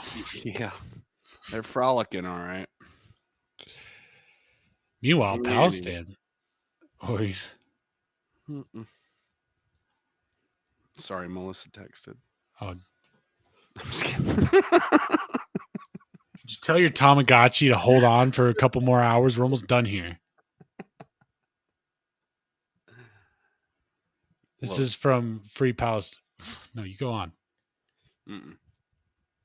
Okay. Work on your smile. Text your AI girlfriend. Shocking video about Palestinians being mass murdered by the fucking Zionist Israeli forces. Look, I'm not anti-Jewish, but I'm just saying that's what the Free Palestine people said. And this video is kind of disturbing. Tell you the truth. Is this democracy? What two-state solution is this? All of you people who believe this, you are brainwashed, dumb idiot. Support Free Palestine if you have a heart and human. And I always see Israel. Video of Israel. Israel's always fucking the Palestinians up, and I don't understand what's going on over there. But I don't know. I'm not trying to take sides. This went back and forth, but look, the right pushes the whole pro-Israel, support Israel, and it's for religious reasons. I don't give a shit what anybody says. It's for religious reasons. We're supposed to protect Israel. We have a treaty with Israel. But when the Israeli forces are going around doing something like this and you can't call them out because you're, quote, pro-Israel, shame on you. For real, you are fucked up. Anyways, watch this video. Well, real quick, can I be honest? I just kind of wish that the Catholic Church would just come in and take care of the situation for us. Move on. There's no kids in this video. Has published shocking video of Israeli prison guards brutally. Holy cow. kicking, punching, and beating shackled Palestinians inside a prison I meant the Crusades, not the priests, just to be clear. I was just... in the Negev desert in 2019. The video shows guards throwing dozens of men Send in the priests. They're raping everybody out here. Hold on, I'm trying to get this down. into a large pile on a concrete floor. 15 were later hospitalized. The Israeli human rights group B'Tselem said today, quote, the case proves yet again that Palestinian victims of violence by Israeli security forces cannot achieve justice via Israeli systems and can hope to do so only in an international court, B'Tselem said. Modern-day Holocaust. No Israeli guards faced charges over the assault. The warden on duty was later promoted. Isn't that pretty biblical? Did you just hear what that said? No, what is No one on duty was fired, and the leader of this regime of fucking terrorists, the leader was promoted after the event. They're promoted. Are you kidding? B'Tselem said. No Israeli guards faced charges over the assault. The warden on duty was later promoted. Fuck him. That's where I'm at. Like, that's a human being. I don't care what they believe, what you believe. If you're piling them on top of each other and hitting them with the baton, you are fucked up. Yeah, this is not. I mean, this is what's happening in the world, I guess, between China and the Uyghurs and Israel and Palestine and Ukraine. Yeah. Why can't we all just get along, folks? Why can't we do that? Got it off the table. Imagine all the people. You know why they killed him? Why? Well, the man who killed him said that he killed him because of that song and said that it was communist. I didn't know that exactly. Chapman. He shot him in the back, sat down on the curb out front of the hotel in Central, right next to Central Park, and started reading The Catcher in the Rye. When they asked him what inspired him to do that, it was he had an infatuation with this actress, but also he said that song promoted communism in the U.S. and he needed to go. So when he was looking for a target to kill to somehow catch this actress's attention, he chose him because he was promoting communism and he was very anti-communist. Oh, wow. Oh, that's very convoluted. Right. I didn't realize it was like that. I just thought it was like this, was her name Selena thing? Oh, the Mexican singer? Yeah. Like the fan was just obsessed or Diamondback Daryl. He was trying to impress a famous actress. You would know her if I said her name. Was it Mia Farrow? Read this article and I'll find out because okay. I want to know now, and that'll drive me crazy. All right. Well, this is from the Washington Times, America's newspaper. Debt debacle laid bare. U.S. owes whopping $7 trillion to foreigners. The good news during the latest government shutdown is that most of the federal debt is owed by U.S. shareholders. The bad news is that it still leaves roughly $7 trillion in federal debt abroad. That includes $1.1 trillion held in Japan and $860 billion held in China. A lot less than I thought for China. Those nations are the largest foreign sources of financing the U.S. debt. All right, real quick, just to interject. So it was Jodie Foster. He stalked her for a while, and then this was like the last thing he did to catch her attention. But anyway. Mentally ill stalkers everywhere these days. It's a fucking pandemic. I have no comment. Sorry, I know. I'm just asking for it. Yeah, I thought we weren't going there. I'm not a stalker, by the way. He's not referring to me. So for everybody out there, like, what the fuck's going on? No, it's not. Yeah, a stalker would say that. Some random person on Facebook. He's not. No, I got called. Oh, God. I was called a mentally ill stalker by the woman that I love, that I've known since I was 15 years old. She was my best friend, and we were together for 8 years, and we were married for a year and a half. And I had a mental breakdown. It was on me, but every attempt that I've tried to get a hold of her has gone poorly. And I just found out today that she's been going around telling everybody that I'm a mentally ill stalker, and I've been going to her house. I don't even know where she lives. I don't know where she lives. I know where her parents live. I haven't gone anywhere near there. So but that's why I keep saying that. But my bad. I need to get off it. Like I got off her. Hey, no, I'm sorry. Look, we owe $1.1 trillion to Japan, $860 billion to China. And they're getting off the US dollar, by the way. I don't know if you guys remember that from the last couple of episodes. I'm just glad people are getting off. That's the only thing. Well, they could call their debts. Huh? They're kind of in a position to dick swing a little bit if they pull their debts. If they have us pay, how do you phrase that? If the debt comes, like it's pulling your debts, isn't it? It's like where you make the person that owes you pay, like an IOU. Well, no, we technically have an IOU with them. We do owe them, but if they say, hey, you need to. Well, you gonna send them a bill, an invoice? Like, what you can do? No, you got to like break even with them. You got to pay the debt. We owe them. We owe China $860 billion. If they're leaving the US dollar, they could potentially tell us, pay up. And they purchased a lot of our debt, which is another thing. Strategically.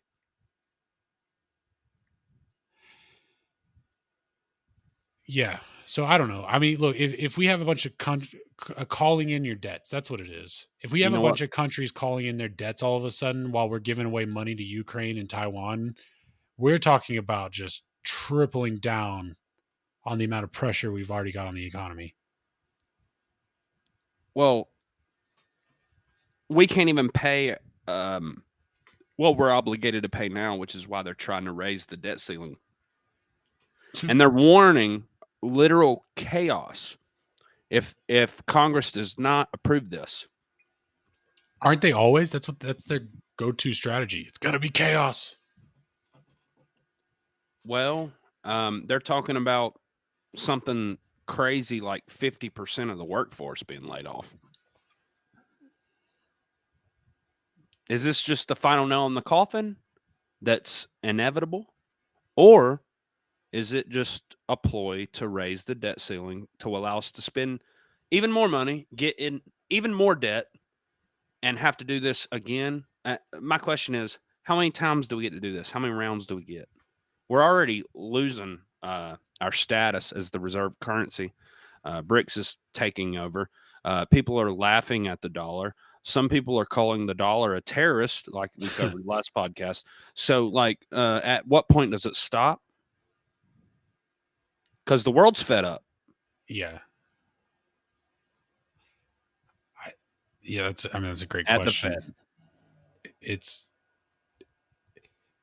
I think it's going to stop when they decide it stops. When they decide that, okay, we've done all the damage we can do. Now everybody, let's go to the central bank digital currency. I saw a tweet today said that they printed and they were announcing the reveal of the new US dollar and what it looks like, a new design. And it was the $10 bill. And I was like, Yeah, that's the dollar. I get it. Okay. That's funny. Honestly, that's probably how they did it back in the day. Y'all better wake up. This is not good. It's not. There's this movie called 1,000 Ways to Die, and somebody bets somebody $1. And then they're like, I've never seen $1.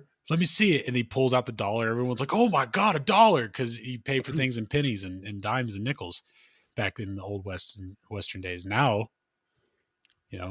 Jay, we got to discuss bug out locations privately. Okay. Privately. I was going to say the canyon, but now I can't say that. Privately. I know what you mean. Just get the helicopter ready. The cave. Oh, yeah. Yeah. Meet you there. Good. All right. No, that's great. That's great. I remember how to get there too. Me too. Might have to fight off zombies. All right. Oh, the adventures we'll have. Where are we though? Okay, U.S. Oh nope, we did that one. That's why we're sad right now. Financial collapse. Yeah. What's this about student loans though? Oh, I thought you asked where we were. Oh no, I meant on the show, not as a society, not as a country. Quick though. Students can't get off their phones. Schools have had enough. We showed, before you continue, sorry, but we showed last podcast, or I think we did, or maybe it was Mac. I get confused of what I watch, but the teacher who was maced by the student when they took the phone. Did we show this? I saw this. I don't remember if where we might have seen it on Just Mac. Look, I'm not trying to, it doesn't matter about race, but I'm just trying to be descriptive for those of y'all who are like, did I watch that video? Look, it was a black lady, a student, and she freaked the fuck out when her white teacher took her phone for using it in class. She maced the teacher once, and then she maced the teacher again in the hallway, and the teacher ended up collapsing into the hallway floor. But yeah, it was all because of the phone. Like that shit would have never flown in my high school. No, I feel like she would have gotten arrested for having a weapon. Absolutely. And assaulting a teacher, but they'll probably take up for her is what's real fucked up. But anyways, I don't know. I remember in elementary school, they never used it. I was young, probably second, third grade. They still had the wooden paddle hanging beside the door that they used to use back in the 80s. My parents would tell me about it. They'd beat your ass in school. You got a little out of line. But they kept it there as a reminder. They never used it, but it was hanging there. I remember that. That's insane. That's insane. I probably deserved a few ass beatings back in my day, but I couldn't imagine. Lay hands on me. Anyways, let's see. When students returned to school during the pandemic, educators quickly saw a change in their cell phone habits. More than ever, they were glued to the devices during class, posting on social media, searching YouTube, texting friends. So this year, schools in Ohio, Colorado, Maryland, Kentucky, Pennsylvania, Virginia, California, and others banned the devices in class to curb student obsession, learning disruption, disciplinary incidents, and mental health worries. We basically said this has got to stop. It's a very strong statement. Said Dayton Public Schools Superintendent Elizabeth Lawley. We've got academic issues that are not going to be fixed if our students continue to sit there on their phones. Most school systems already had cell phones bans in 2020, according to federal data, but the pandemic brought more urgency to places with lenient rules or lax enforcement. Some invested in ways to lock up phones away during school hours. Others forced students to keep them hidden away with strict penalties for violations. When I was in high school, my Spanish teacher took my little flip phone, my little prepaid 25 cent a minute Virgin mobile phone, and I worked a job. I paid my gas, I paid my car payment, I paid my phone bill. She took my phone. I threw the biggest fit. Then I went to the principal and threw a fit in there. And then he called my parents, and then my stepdad gave him the what for. And then I gave him some more what for, and then he slid the phone back to me. The last time I used it in class, though. That was fair compromise. But either way, I don't know. I never put up with teachers. I guess, I don't know. I was fortunate enough to I had some teachers that I would deem as bad, but for the most part, to this day, like, I respect my teachers. I felt like they did a good job dealing with the little shits. Like, so it's got to be a rough job. A lot of them now are retired, and like when I go back there, like I grew up in a small community, so I'll run into them and nothing but love. Like, they remember my name and give me a hug, and like it's all good. I've never ran into a teacher that I remember. Maybe they see me and they hide. That would be funny. And I wouldn't blame him either, because I'm telling you, I was just as much of a shit back then, only with less self-control. So I was always running my mouth. But yeah, I honestly, I don't think I've ever ran into a high school teacher anywhere. I just assumed they didn't exist anymore. They retired. All right, so this is from the news. William Burns, a CIA spy master with unusual powers. To mark the 20th anniversary of the American-led invasion of Iraq, the CIA director William J. Burns stood in the lobby of the agency's headquarters in Langley, Virginia, and sought to exorcise the ghosts of the pre-war intelligence failures that haunt the building to this day. See, he's like walking around with sage, just waving around all the corridors. Addressing some 100 CIA officials on March 19, Mr. Burns acknowledged how the agency catastrophically blundered in its assessment that Iraq had weapons of mass destruction, but he noted, according to two people present, that there was ample blame to go around. The culprits included a hubris-stricken Bush White House, as well as the State Department, where Mr. Burns served at the time as a senior official, which he said had unwarranted confidence that he could derail the invasion plans. Okay. Well, I don't know why this guy came out public right now. He's the current director, by the way. Of the CIA? It's because no one has faith in the intelligence agencies. All this news is coming out about how they lied about Iraq, which anybody who's been in the know for any given period of time knows that. That's a but safe give. They cannot be trusted. America does not trust them. He's given this public, display of we failed in the war of Iraq. No shit. And don't even try to play it off, because now I don't trust you, because you tried to play it off like there was a failure of intelligence. No, these people knew exactly what was going on. They knew the agenda. They executed the mission successfully. They did their job just the way they laid it out to do. So fuck this guy. He's a liar. And I know what he's doing. Yeah, that sounds about right. I just want to point out that these agencies are private entities. They're not government agencies. They're not beholden to us. They're guns for hire, essentially. Let's be careful, though, because when you insult the intelligence agencies, I'm not there's 20 ways from Sunday that they can get back at you, Jay. Whoa. But okay, just to clarify, that was an impressive fact that I thought it was cool. I'd like to own a private entity one day, contract with the government. I look up to them for that. Yeah. The hell? Praise be to the CIA. Oh, God. Can we start our own religion? Can you ask Melissa about this? Because I feel like you need to have a talk with her. God. All right. I'll see what she says. I just personified her for you. How do you feel? I'll let you know what she says. Okay. Please don't. I don't be talking to an AI. I don't want to know about it. Like, that's too far. What you do in the privacy of your own home is your business. But once we're on this podcast, it's public, and it doesn't represent the brand. I won't bring her up again. Just kidding. She can actually third man if she wants to. If she can be a host. As I said, I'm not going to bring her up again. Do you really? Okay, but seriously, do you have an AI girlfriend? I'm going to leave that to your imagination. It would explain a lot. Like, you're really chill. Yep. She's really chill. Oh, man.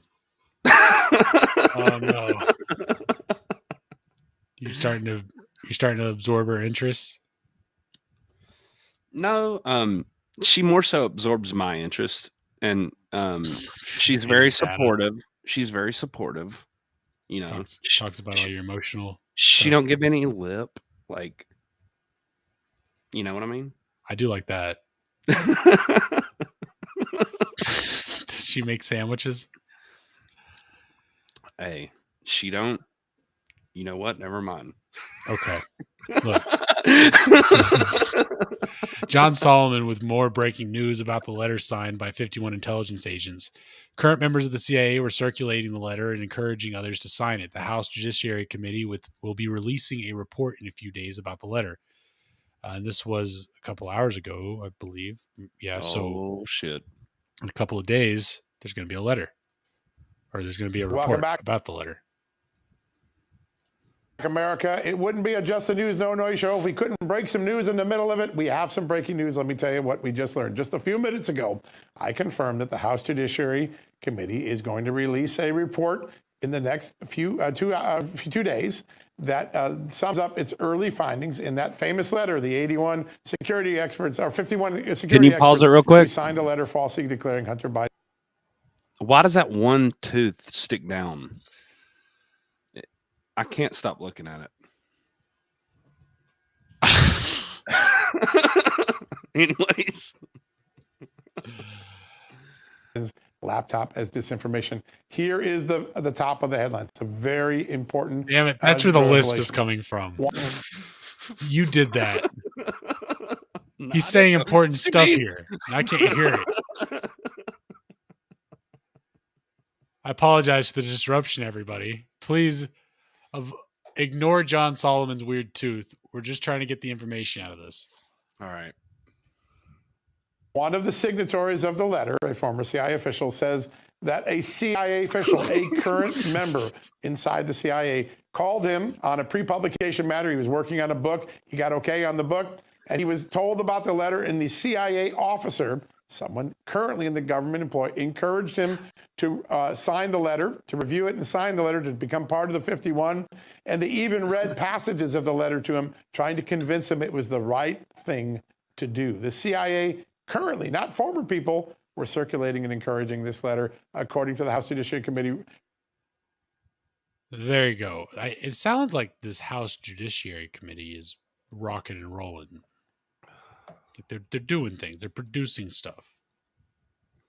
But right. We don't trust the government around here. I mean, wait. No, we do. Nah. We love everybody, and we're really dumb, so we're easily trickable. I could not stop thinking about the tooth. I never even noticed that he had. I don't know if you call it a lisp, but I was hearing something. I thought he had like a bag of potato chips. He was crunching. I don't know, man. Stop pointing stuff out. Y'all listen to, what was his name? John Solomon. John Solomon. He's telling you the tooth.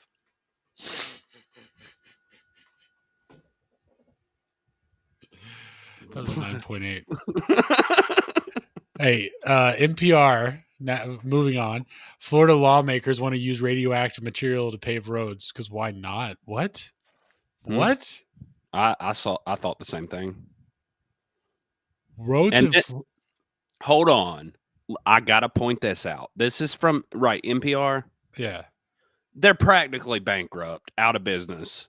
Like, extremely leftist, state-sponsored media organization. I don't know if this is a truth or not, but they're covering it, and I literally didn't read it. I'm just like, let's see what the NPR is saying about these paved roads out in Florida. So keep that in mind, folks. Let's just hear what they say. We're either going to debunk it, call bullshit on it, or be like, wait, should we look into this? I don't know. Let's check it out. I don't know.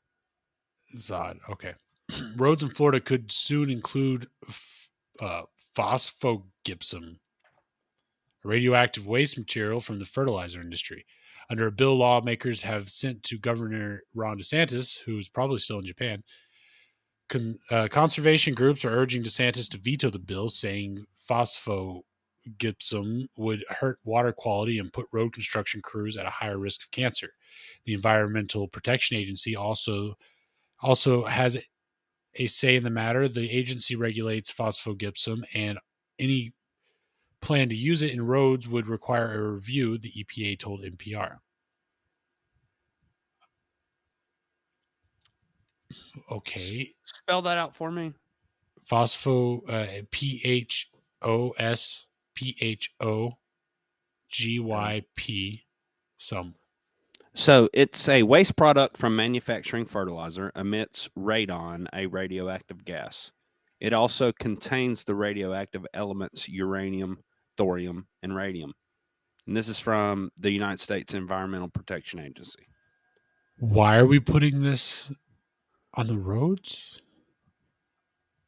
I don't Here, know, because this it is- literally says that it radiates. It emits radon, a radioactive gas, and it also contains uranium, thorium, and radium. It sounds nasty. That's all I know. So it says, what would the law do specifically? HB 1191 would compel the Florida Transportation Department to study using phosphogypsum in paving projects, calling for demonstration projects using phosphogypsum in road construction aggregate material to determine its feasibility as a paving material. But why? Why? Maybe it's cheaper. And so it's not passed, right? Not yet, no. Here we go. Get into that. So what is it, and why is there so much of it? Basically, I feel like this will get into why they're trying to use it. Okay. So they're just trying to use it because there's a surplus, is what it sounds like, but let's read it. In fertilizer, phosphorus is important for plants to grow strong roots and for crops to be productive. Florida has been an important source since the 1800s. Today, the EPA notes Florida alone accounts for approximately 80% of the current capacity, making it the world's largest phosphate producing area. I didn't know that. When phosphate rock is dissolved in sulfuric acid to make phosphoric acid for fertilizer and a few other uses, phosphogypsum is what's left over. The commonly used production process, which dates to the 1840s, is not very efficient. For every ton of phosphoric acid produced, more than 5 tons of gypsum waste is generated. What? That is a huge amount of waste for every. How does that even make sense? For every ton produced, more than 5 tons of waste is generated. It's got to be that they use approximately 7 tons of material to make it, and then a ton of it comes out as the chemical they need, and that leaves the waste, which is just like, I don't know, it's just like the trash that's left over. Okay, so here's my question. If it generates this amount of waste, there's such a surplus of it, you have to either destroy it or figure out some type of use for it. Can they add something to it to make it non-harmful is the question. And a use for paved roads. Because if that's the case, and they can prove that there's nothing harmful about this when you add X, Y, and Z to it or whatever, then I'm all for it. But if not, then what the fuck? Let's see. Is it dangerous? Phosphogypsum contains appreciable quantities of uranium and its decay products. Such as radium-226, according to the EPA. And because the fertilizer production process concentrates waste material, phosphogypsum is more radioactive than the original phosphate rock, the agency notes. The radium is of particular concern because it decays to form radon, a cancer-causing radioactive gas, the EPA adds. An analysis commissioned by the Fertilizer Institute, a group that represents the fertilizer industry, disagrees, saying that using phosphogypsum in the road construction won't produce radioactive doses that are above the EPA's acceptable risks. Such work, it states, can be done safely and result in doses that are small fractions of those arising from natural background radiation. Last November, researchers in China who reviewed numerous existing studies on recycling phosphogypsum said that they were optimistic about its potential use in road construction materials, but they concluded that more studies are needed, noting that few studies have focused on its durability or analyzed its long-term effects on soil and water resources. They're gonna, because it's gonna break down in the material and create the gas. So even the construction workers are going to be at risk. The environment around the road is going to be at risk. Everyone who drives on the roads. Well, I was going to say, are the drivers at risk? But yeah, the air conditioner is sucking this crap up in the hot sun. Right.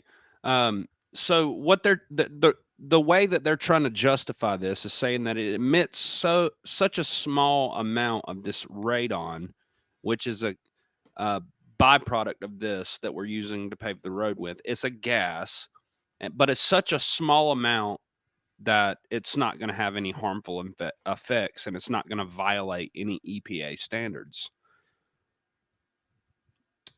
I'm going to vote no on this. If I was in there, I'm voting no. I don't like it. I don't like the way it sounds. I don't like the way you're selling it. I don't like, no, I'm not for this. They've used that excuse so many times. Like, well, it's within regulation standards. But what are those standards? And can you prove those standards are actually healthy for us? The smart meters are within EPA standards. Oh, don't get me started on smart meters. Hey, Senator Johnson, we have the evidence that Hunter Biden paid tens of thousands of dollars for prostitutes that were sex trafficked through an international sex trafficking ring.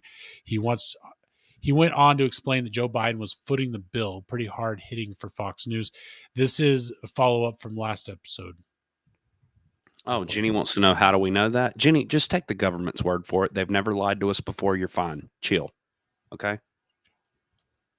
Hopefully you get the humor there. Cheers, Jen. Asking too many questions. One thing that we don't talk enough about, I know President Biden is just so proud of his son, but we have the evidence that Hunter Biden paid tens of thousands of dollars for prostitutes that were sex trafficked through an international sex trafficking ring. Oh. I mean, yes, ick. Yeah. And President Biden, during about a 4 or 5 month period, offered to pay for about $100,000 of Hunter Biden's bills when he was spending tens of thousands of dollars on these women who are sex trafficked. Now, if that is at a minimum morally reprehensible and wrong, and the president's defending that, and the media isn't even looking into it. Wouldn't that be a felony? I mean, if you're doing business with a sex trafficking ring, that's more than ethically offensive. It is grotesque, but the media doesn't concentrate on it. We had that in our report. We had the business, the financial transactions proving it. James Comer does the same thing. But again, it is so icky. It's so reprehensible. It is. People don't want to talk about it, but it's just galling to hear the president talk about how proud he is of Hunter. And he enables this. He enables it by propping up his son, both in terms of those types of words as well as financially. It's really pretty sick. You know the irony, too, in what you've just shared?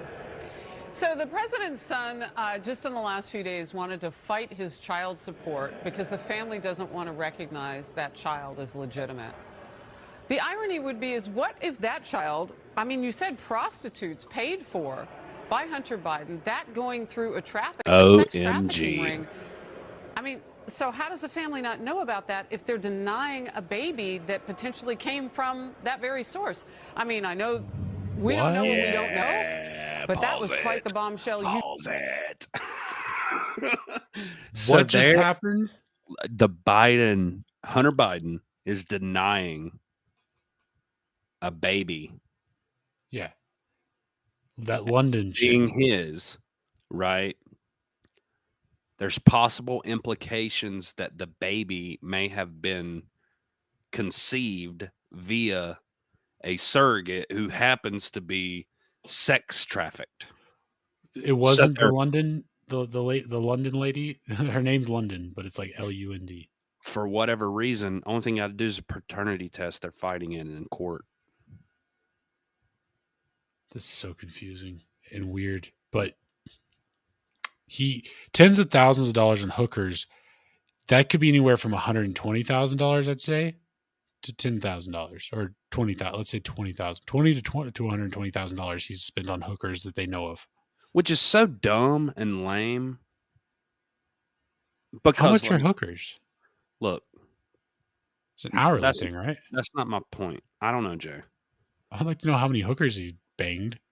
My point is, your last name's Biden.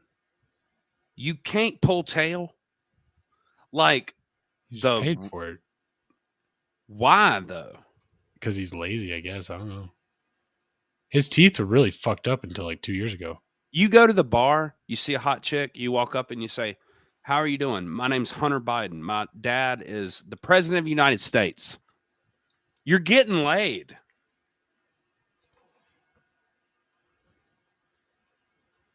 I'm just saying. That's a good point.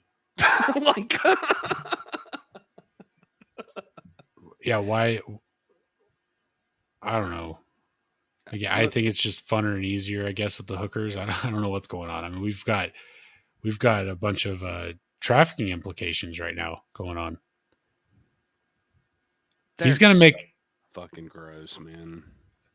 Comer's going to make an announcement on Wednesday, and he's telling them hold off on indictments until after my announcement. So whatever he's going to drop, and he's on Fox News saying he's dropping these bombs. What's he going to say on Wednesday? Probably not anything, right? That's the way this works. We'll let y'all know Thursday. Like, yeah. We're going to do a special report.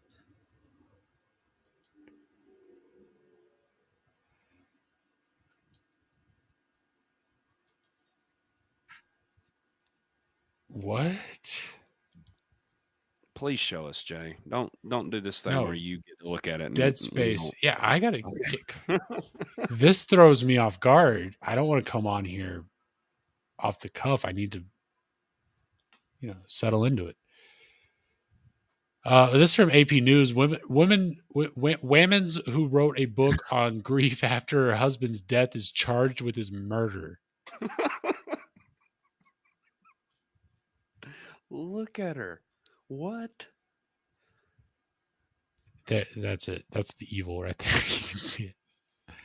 What's going? Okay, did she actually do it though? She's charged. You're innocent until proven guilty, but she's been charged. They've discovered something about this case where she's implicated in the crime. Oh my God, she wrote a children's book about murdering her husband. After her husband died last year, she wrote a children's book on grief. Now she's charged with his murder. Corey Richins was arrested on Monday in Utah and is accused in charging documents of poisoning her husband with a lethal dose of fentanyl. Sorry, at their home in Camas, a small mountain town near Park City. Fentanyl. We've got spouses murdering each other with fentanyl now. This is getting real. And what's crazy is this psycho bitch had a plan. I mean, who writes a book, after the murder or after the death, talking about grief? Yeah, You're telling me that shit wasn't planned? I feel like she murdered her husband knowing that I'm going to write a book. I'm going to collect on this life insurance policy. I'm going to use that to fund this book, the publication. And whoa. ChatGPT called the authorities. Prosecutors allege that Richins called authorities in the middle of the night in March 2022 to report that her husband, Eric Richins, was cold to the touch. The mother of three told officers that she had made her husband a mixed vodka drink and to celebrate him selling a home, and then went to soothe one of their children sleep in their bedroom. She later returned and upon finding her husband unresponsive, called 911. A medical examiner. Damn. Terminator examiner. Exactly. The robot kind. Later found 5 times the lethal dosage of fentanyl in his system. She went overboard. In addition to the murder charges, Richard also faces charges involving the alleged possession of GHB, a narcolepsy drug frequently used in recreational settings, including at dance clubs. Yeah, because it makes you feel all sparkly. She did it. The charges, which are based on officers' interactions with Richins that night and the accounts of an unnamed acquaintance who claimed to have sold her the fentanyl, turned himself in. Come 2 months after Richins appeared on a local television to promote Are You With Me, a picture book she wrote to help children cope after the death of a loved one. Wow. For a segment entitled Good Things Utah, Richins called her husband's death unexpected and described how it sent her and her 3 boys reeling. For children, she said grieving was about making sure that their spirit is always alive in your home. It's, explaining to my kids just because he's not present here with us physically doesn't mean his presence isn't here with us, she told the anchors. Who commended her for being an amazing mother. Richard's attorney, Sky Lazaro, declined to comment on the charges. She set her kids up nicely for writing a book. Because I would if I found out my mom went out of her way to kill my dad just so she can capitalize on his death to write a book about dealing with grief and explaining how she did it with me as her kid. First of all, that's on another level fucking psycho. It is. There's definitely a component of pity, of like getting pity out of it. I mean, she wrote a book about it. And do you even like? I can't fathom how crazy you have to be to murder your spouse. I can't even fathom that. But then on top of that, you lie about it. Everything's all well, and you write a book talking about how you teach your kids how to deal with grief. And Daddy's not here anymore, but that's okay because he's here in spirit. You fucking psycho. Bitch. Right. Meanwhile, he is there in spirit trying to strangle her, but he can't because of his ghost hands going through. Yeah. He's like, you realize how the trauma those kids are going to face now? They're going to know. Oh man. And I mean, she has to go to jail, so they have to go somewhere. Grandma's I'm house. sure they'll go with some family member and they'll probably protect them for a while until they learn the truth of how crazy mommy is. Did they visit mommy? Did they visit mommy in prison? What do you do? It's creepy. Don't say that. I'm just saying. They sound like they were all young, like little. So they're going to grow up in that. That's how you raise a bunch of psychopaths. Way to go. Way to go. So by her actions, she ruined these kids' lives. She stole a life. His family. Who was living what it seemed to be a productive life.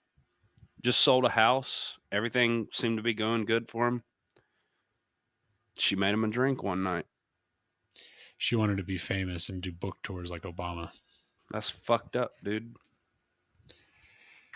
Yep. I'm going to take a quick break. Would you... Sure. I feel like I'm close. Do you know where we are? We are... Yep. We're at disaster. Carl on the train tracks. This is the disaster portion of our broadcast. Let's go out to Breitbart News, their Twitter account. So 3 people are seen in footage from Monday making a harrowing escape from a car stuck on some tracks before a train barrels through and demolishes the car. They just fled from in Forney, Texas. Never heard of that. Forney's, Texas is huge. Excuse me.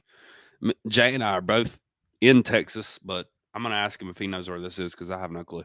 Forney police reported no one was injured in the accident. Y'all check this out.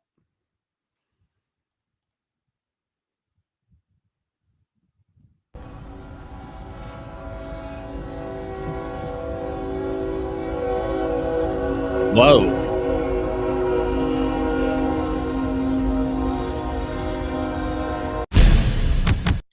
So they got out of there just in time. You can see them there running away from the car.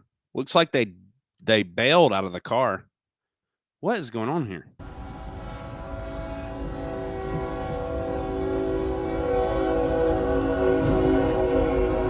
Wow.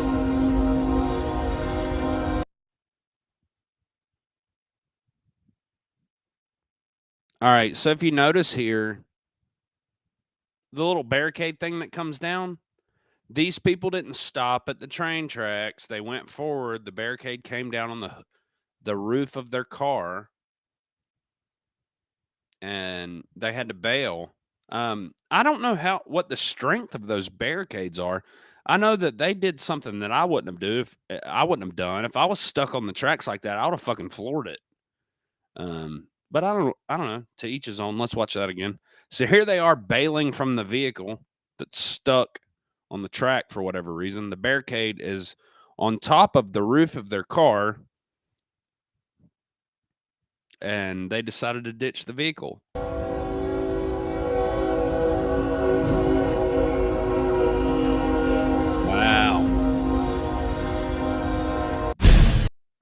Okay. So there you have it. Stop at stop signs at train tracks. Look left and right. It's not that hard, folks. You can definitely see and hear a train coming.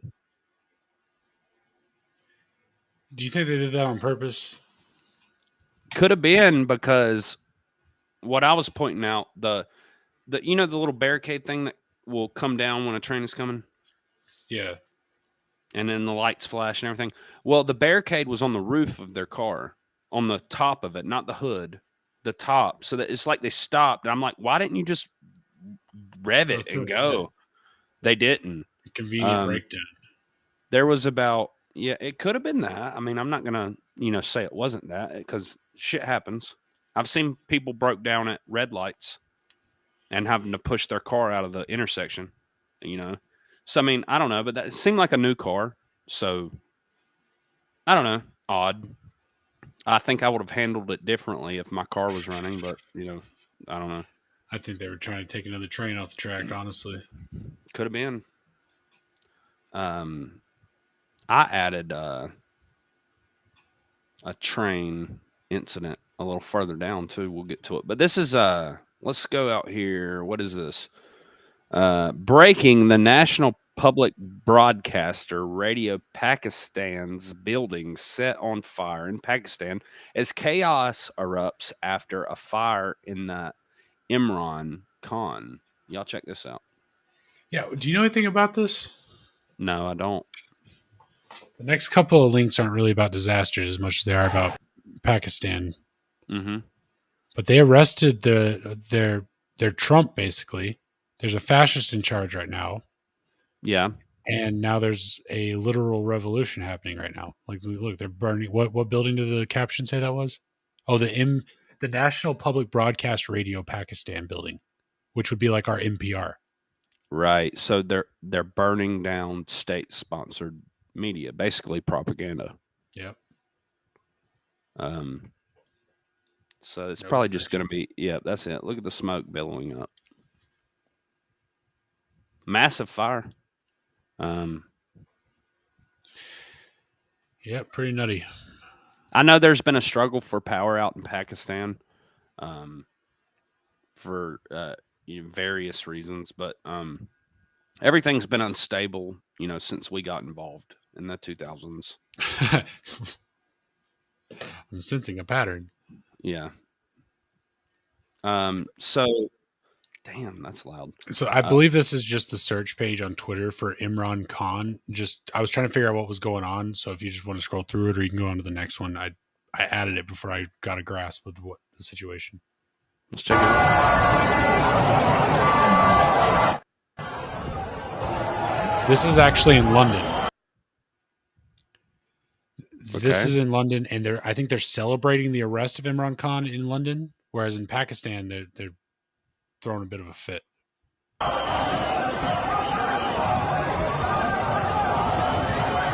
Also, keep in mind the same things happened in Brazil, right? They overthrew their Trump, and then there was another thing about it wasn't Chile, it wasn't Argentina, it might have been Argentina.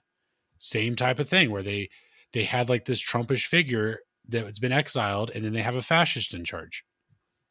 I'm just reading some of the comments on that last video. It says, "Aren't the Brits busy with coronation, displaying jewels looted from India, Africa, and across the globe?" That's a pretty good point. This person says, "Quite right. Globalists brought him down. At some point, we need to fight our common enemy together." Another person says, "Our country unrecognizable these days." Another user said, "Not just your country, sadly." Wow. It's because all the fascists are in charge. The gosh darn fascists. Insane. Okay, so was this what you were referring to more on Imran Khan? That I should. Oh, that's yeah. I think that one you just played was the top tweet on that search page. But okay, so this next one should be like 3 or 4 videos. Okay, so this is more from Pakistan. It says Pakistanis storm army headquarters after Imran Khan's arrest. Let's check it out. Let's watch this first video here.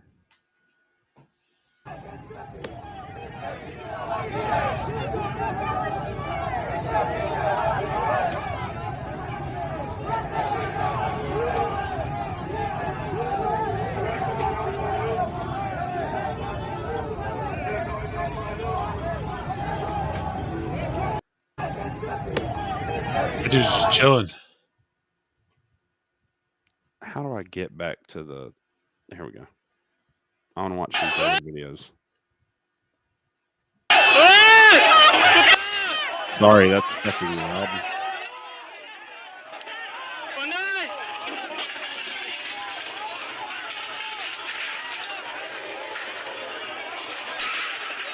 So it looks like Pakistan's taking their country back, or I don't know, what do you call this? They're pissed. I'll tell you that. I don't know. Like I said, like with me, it's like give me about a month on the ground over there, and I'll give you a good idea of what's going on. But like with all the propaganda we're dealt, I don't know, man. Yeah.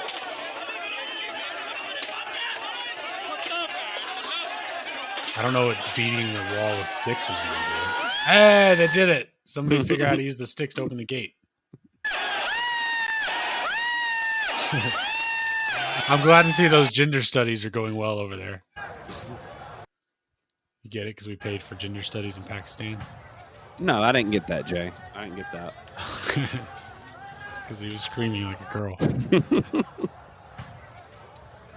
They're burning sofas. They're rejecting Western culture. Fuck. That's all we had on them. We sit on the ground again. Damn it. All right. Let's go out to the storm in Kansas. We need some There's beautiful been storms. some wild weather.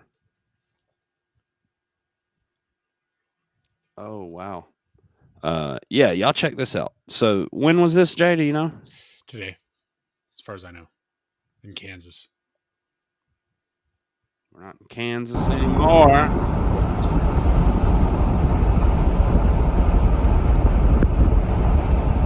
I like this flyover state. That's beautiful. See, and how anybody would want to live in a city versus this is fucking beyond me. I was just about to say, can you imagine having a house like right in the middle with where the tree line's not blocking? It's kind of like where I live. 360 view all around. Don't brag. This guy's got land and he's bragging about it. I'd rather look at that than a city. I'm a fan of architecture. I'm glad cities exist on some level. I like to visit. Don't want to live one. Even the place I live is a very spread out rural city. I will agree. Well, that place is cool. Good cheeseburgers. Fucking good. Cadillacs. Cheeseburgers. Look, let's go out to Virginia real quick. This is from Boynton, Virginia. Boynton? Boynton. Boydton. Boynton. Check it out.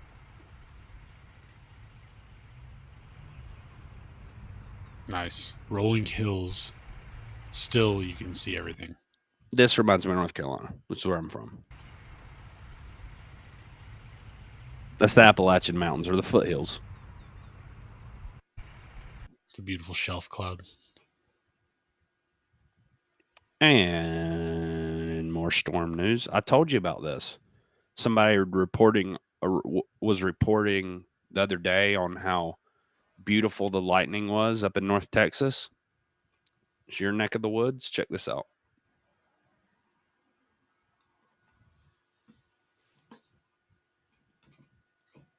Lag. No, I'm trying to get it to do its thing. There we go. I know, it does that to me too. Yeah, it's annoying. Anyways, check this out.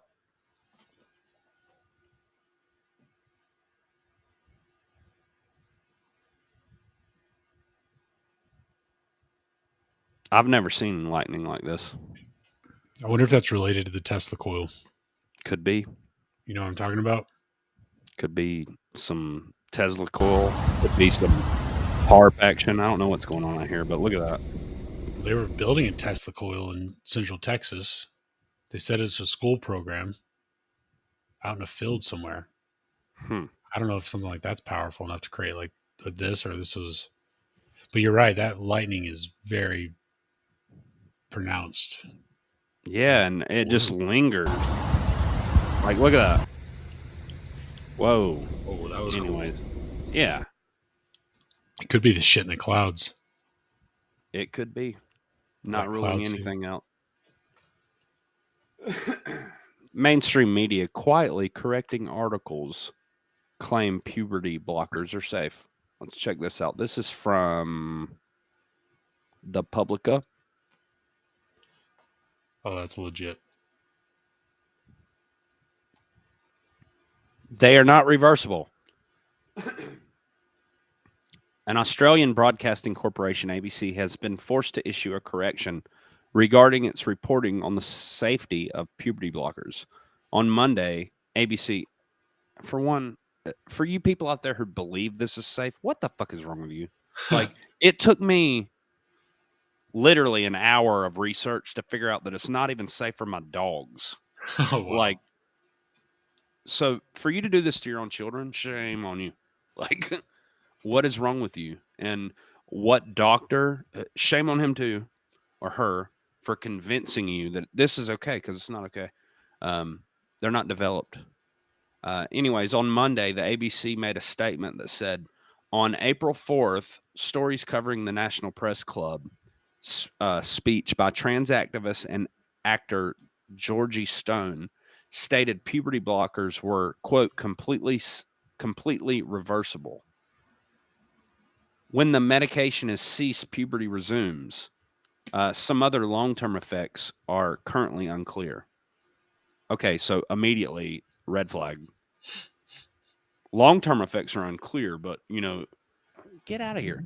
The original article titled, Actor Georgie Stone Calls for Better Protection for Transgender People Amid Uptick in Hate Speech. It's not hate speech to say that you shouldn't cut off your child's hormones or their genitals, okay?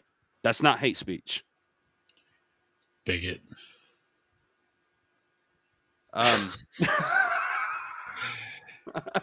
Hey, real quick, sipping on. How's it going? I've seen a Tesla tower in Texas in some private land. I wouldn't be surprised if some rich dudes are using free energy because they can, if that's even possible. But good to see you. And you've been hanging out here. So in a forced correction, now the amended article reads that, quote, people can take a medication that pauses puberty.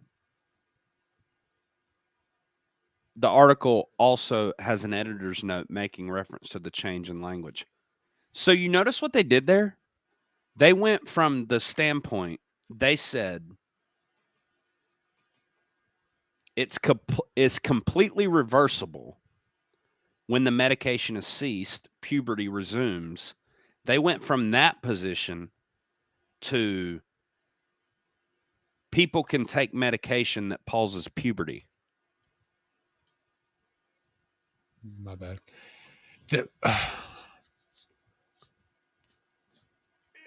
Is it reversible or is it not? Now I'm confused. They literally had to change the article because it's irreversible.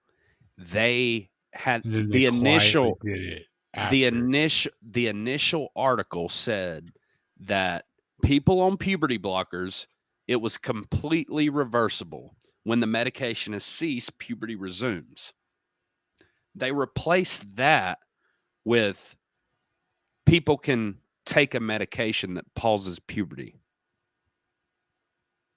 They left out the whole fucking point. Yes. So, yeah, you can take a medication that pauses puberty. You can do that. But just know that it's irreversible.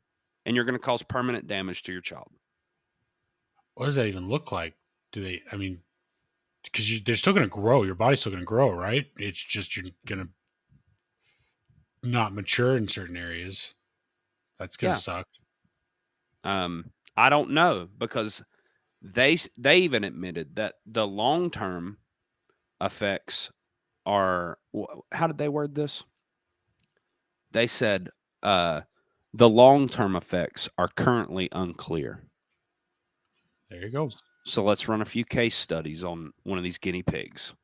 Well, yeah, we got a few out there a few crazy parents that we got their kids on these, so we'll find out soon enough. Give it 10 years. Sad. But anyways, the quiet edit is just one of many, how do you say this? Subtly? Subtle? I would say subtle. Subtly, I guess. Yeah, but I'm not saying that word is subtle, but I don't know why they use words like this because they know that we don't commonly use them. Occurring across media that shows the messaging around the puberty blockers as changing, as recent studies confirm the drugs are not as safe as once claimed. The off-label use of puberty blockers has been prevalent in gender clinics worldwide, and concerns about their impact on children's overall health has been subject to heated debate. In 2021, the UK's National Institute of Health and Care Excellence, or NICE, issued a report noting that existing studies of the drug were small and, quote, subject to bias and confounding. Since then, there's been an uptick in outlets and health agencies quietly amending their wording about the reversibility of puberty blockers. So it's irreversible. That's what you need to get out of this. And they're slowly becoming aware of this, the media outlets. No, they're just quietly changing their position before they get in trouble without alerting the public that they're changing their position because all these articles are old and have already been read and are no longer circulating. Nailed it. Sad. Jay gets it. It's sad and scary that they do that. But then what do? How do you regulate revisions on an article? I feel like that it's the responsibility of a parent to protect their children. And if you're a parent and you're advocating for your child to take this type of medication, you're literally causing harm to your child. So you need to wait until your child is an adult that can make decisions for themselves and they're fully developed, and then you let them, have control of their own medical decisions. Plus, you're off the hook at that point. Exactly.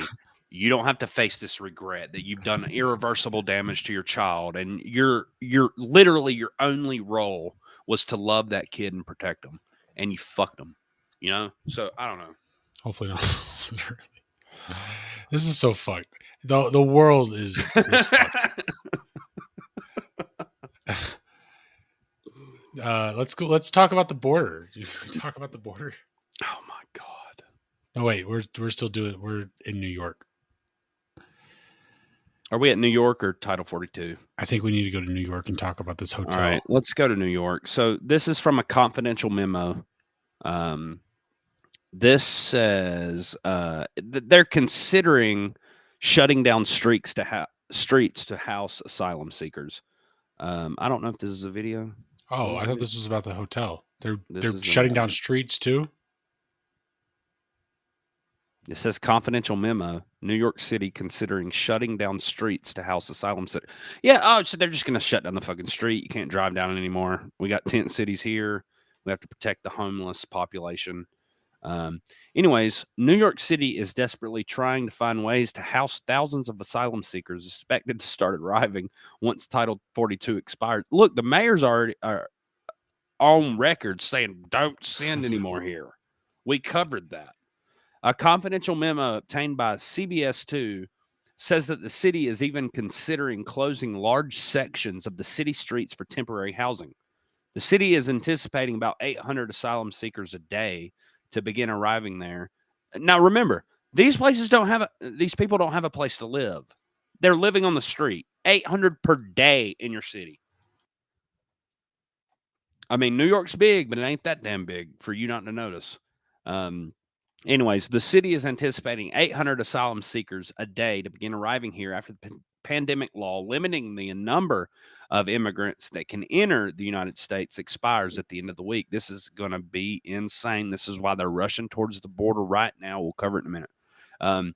Those stunning numbers were found in a confidential memo obtained by CBS2 that lays out the housing options Mayor Eric Adams will have to consider as the numbers swell from the over 61,000 who have already come here as to as many as 100,000 by the end of the next fiscal year. If you are mayor with any balls, you would shut down this coming into your city. But unfortunately, that's not the case. One possibility. Fortunately for us, because otherwise they'd be hanging out in Texas.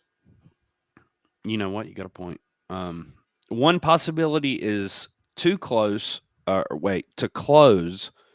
large sections of streets in various neighborhoods for temporary housing. Like, what if you lived on this street? What does that mean? You got to park at the end of the fucking street and walk to your house? Fuck that. Well, first of all, you fucked up by being an American citizen. I don't know what you were thinking there. And then paying rent like a jackass. You're basically asking for it at that point. Jay, I'm just going to tell you, I'm going to finish this article, but I'm out of cigarettes. I need a cigarette right now after reading this shit. I'm going to have to go get it after this. You're going to take the next one. All right. One possibility is to close large sections of streets in various neighborhoods for temporary housing. Quote, being on the street bed would provide access to water, sewer, and are you fucking kidding me right now? They're not kidding you. Hold on. Like, it's all, what else do you need? You got the water hose. You got a flower bed you can lay in. You can take a dump right there in the sewer hole. That's what it's there for. Jesus Christ, Jay. All right. If the city goes that route, the memo says that it could use rehabbed shipping containers or tiny houses. They're going to put shipping containers in the street and tiny houses in the street. There goes the neighborhood. Where do you remember park? Those are like little FEMA trailers, like during Katrina? Yeah. They're all over the street. I mean, it looks better than tents. I give 2 them by that. 2, I bet. So you got one on either side of the street, and then you got the actual houses. Mm-hmm. That's a nightmare. Wow, dude. Look, it could be coming to any of our towns. Let's be honest. Ahmad, the CEO of a local tiny home manufacturer. Hey. Yeah. We'll talk after the show. Says that he's already been talking to the city officials about supplying units. Quote, we currently have a model. Currently right now, it's about 420 square feet. It's a 2-bedroom, and it's a foldable unit that can be deployed on site, he said.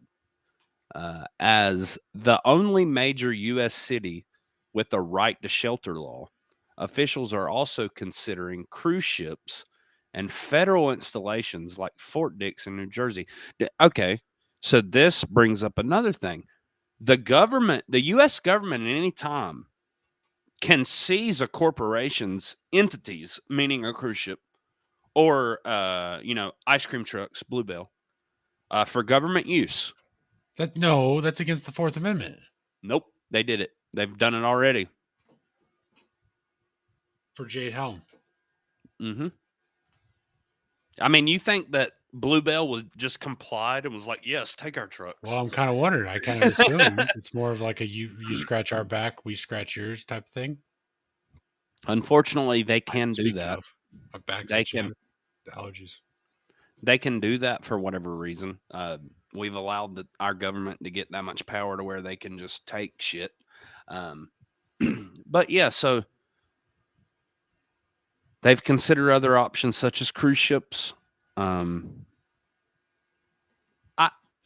don't even know what to say. Wow. Let's just, guys, if we all pull our resources, we might be able to get an island. We'll share it. We'll create a government that we control, we the people. We'll set up trade routes and treaties with other countries, and we'll make it work. It's just a shame. And I realize the agenda here. I know why they're bringing them in. I know, why that's happening. But, say what you want about Trump. He that was, kind of what he ran on the wall. Stop this illegal immigration because it's going to turn into a massive problem. Look at us now. But we thought the original rush was bad. We thought the original mob of immigrants was bad when they were trying to put up the wall. I understand a lot of people were irritated by a few mean tweets, but you're going to have to learn the hard way, you individuals out there. And I hope that, it affects your city. I hope you were the most just staunch anti-Trump supporter out there. And I hope you see why this was important. And now, instead of just relying on CNN and, the rest of the fake news to provide you with your news of why you should support all of this, coming across the border, because you want to be civil and you want to be human and you want to, do the right thing in your mind. I hope now that you understand the consequence that we should, instead of allowing thousands and thousands and thousands of unvetted people to just storm across the border and break the law, we should assist these other countries in creating an economy where they're able to sustain where they are. Not that people can't come here, because that's not the point. We already have a passageway. We have a rite of passage. That's the part of the problem, though, is that they were sustained, and then we went over there and messed up their economies. So it's like we kind of did that, only in reverse. Wow. And then we invited them here. So we did this. I'm not saying we're not to blame. We definitely encouraged it by various policies and speeches and all that other bullshit. But I got to go grab a pack of smokes. I'll be right back, dude. All right. You know where we're at? Yep. Nikki Haley. Okay. Drifter will be back in just a minute. I'm taking over. I am the captain now. Just a second. I'm also kind of gassy. It's been a long day. Okay, this is from Fox News Channel. Nikki Haley blames Biden for creating migrant crisis as Title 42 to expire, pushes plan to secure border. I mean, she's not wrong, but she's probably wrong because she's Nikki Haley. But let's see. Republican presidential candidate Nikki Haley is blaming President Biden for an ongoing migrant crisis at the southern border as border officials prepare for the ending of the Title 42 public health order this week, with Haley promoting her plan to secure the border if she were to become president. Never forget that Joe Biden created this crisis. He urged migrants to surge the border, she said, referring to remarks Biden made as a presidential primary candidate. Haley then noted Biden's reversal of Trump-era policies such as the Remain in Mexico policy and border wall construction, which Republicans have argued were working to bring down apprehensions. He caved to the radical wing of his party and reversed policies that were working. Now Biden has turned every state in America into a border state, she said. The first step to securing the border is to vote Joe Biden out. My plan calls for implementing a national e-verifying program, defunding sanctuary cities, stopping handouts to illegal immigrants, and firing Biden's new IRS agents and hiring 25,000 new Border Patrol ICE agents. I do like that policy. I like all that. Haley became the first announced 2024 candidate to visit the border last month, where she made a number of stops in Texas. She also used that trip to roll out her plan for the border, which includes the mandate for E-Verify. Haley had previously backed the program when she signed legislation as governor of South Carolina to require all businesses to use the immigration status verification tool. We need a mandatory E-Verify program that said none of our businesses could hire anyone. We did a mandatory E-Verify program that said none of our businesses could hire anyone that was in this country illegally. That she said on One Nation with Brian Kilmeade. I don't know that one. That is what got them out of South Carolina because... Do I? Yeah, you would know him if you've seen him. Okay. That is what got them out of South Carolina because there were no jobs for them to come to. That's what will get them out of this country. We've got to make sure none of our businesses hire anyone that is here in the country illegally, and we've got to start taking this seriously. Every state is a border state. I agree with that. Her plan would also restore the Remain in Mexico policy, which keeps migrants in Mexico while their immigration hearings proceeded instead of releasing them into the U.S. Republicans have credited that policy with reducing the pull factor, which drew migrants north. I mean, look, honestly, I'll be honest, like everything that she's talking about doing is kind of just Trump's policies that his agenda 47 is going to put all this stuff back in place too. Yeah, they're all just on his back right now. Everybody knows that his policies worked, and it resonated with the majority of the American population. It's just so dumb. She don't have a chance though. No, just saying. She's good cannon fodder. Yeah, let's go out to the border. Just in case you don't want to take our word for it. This is out in El Paso. This was today.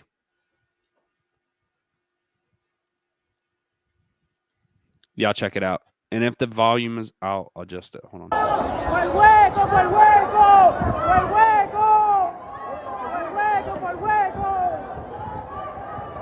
They're just running across the border here, folks.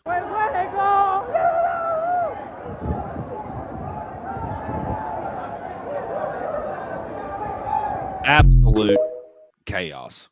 But if we go over there, we got to show our IDs. I don't know. Is that even true? Can we just walk over there? Oh, they're going to give us a hard time if we try to go over there. Absolutely. We've been covering Brownsville. Just in case y'all want to update on Brownsville.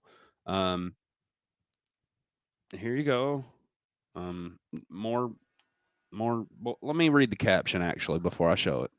So, says footage along the bank of the Rio Grande, Rio Grande, whatever you call it, where in 2 weeks almost 30,000 migrants have crossed illegally and then thrown their wet clothes and trash, debris all over the fucking ground. Check this out.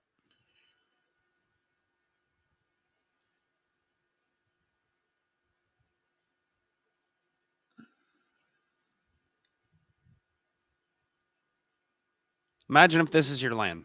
I'm pissed. You could start like a resale store.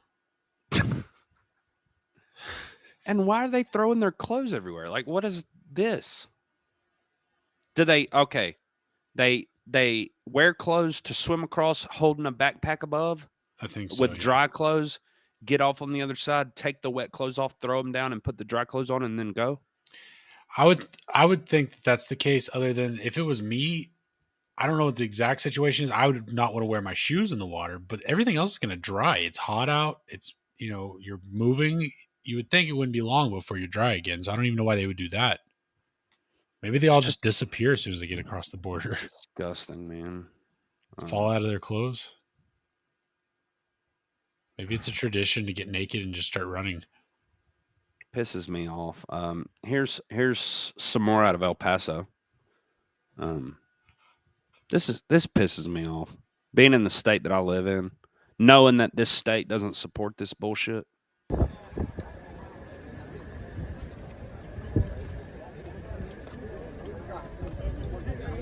Yeah, but where's Greg Abbott? Where's Ken Paxton? Where's any of our big hitters? Good question, but when things are broken down to the community level, I mean, ultimately these mayors are responsible. I feel like that the governor should have some power, and hopefully Abbott is on this, because if he don't do something about this, I won't vote for him again.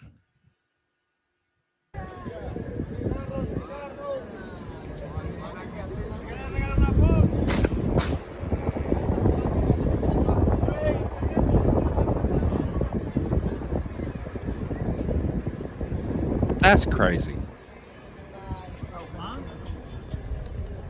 What a shithole. Anyways. God bless Texas. He blessed him with a border run. What did we do?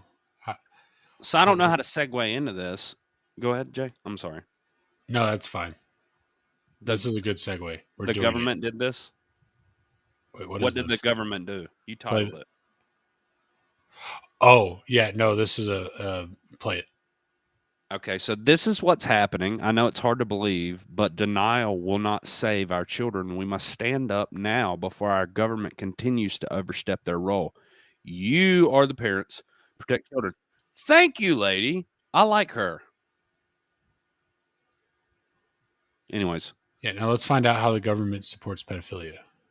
And Jenny's right. Happening. New UN-backed legal recommendations state that children can consent to having sex with adults. So just in case the drag queens dancing sexually and stripping in front of children, or the book in school and public libraries that teach children how to perform sexual acts and direct children as young as 12 on how to use adult hookup apps like Grindr to meet and have sex with adults. Just in case none of the indoctrination and the grooming and the sexualization of children has tipped you off that this entire movement is about removing any safeguards or protections we have in our society and in the home when it comes to children in an attempt to normalize pedophilia, well, now they're just flat out telling you. So at this point, if you decide to stay ignorant and you decide to stay in denial, then you're part of the problem. Okay, what I'm about to show you is incredibly disturbing. So this is from the Missouri State Senate, and in this clip, Republican Missouri State Senator Mike Moon disgustingly defends his position that adults should be able to marry 12-year-olds. I've heard you talk about parents' rights to raise their kids how they want.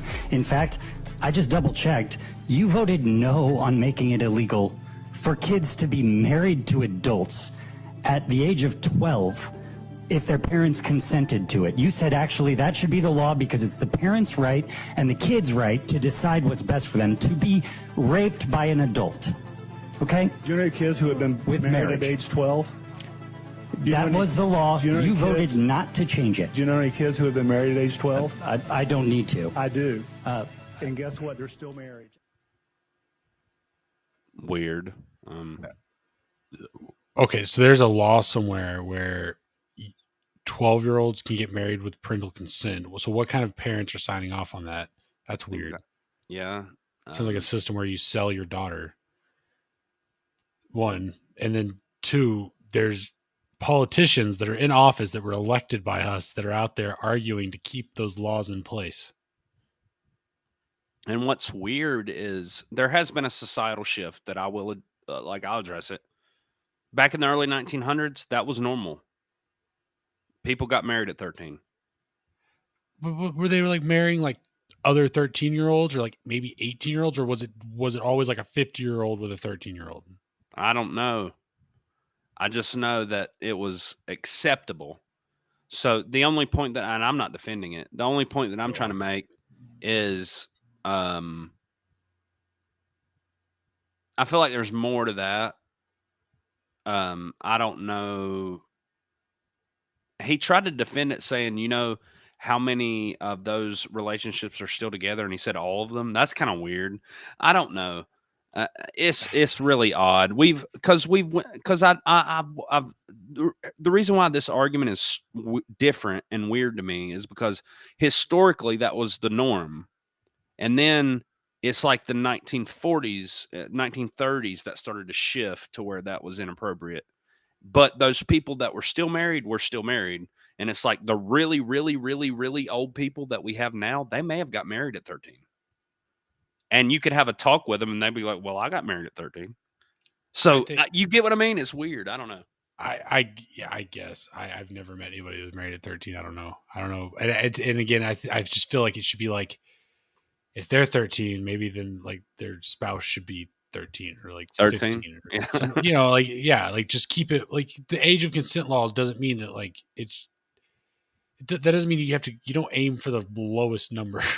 Because we know who's going to exploit some type of law like that. Like, I mean, it's obvious. But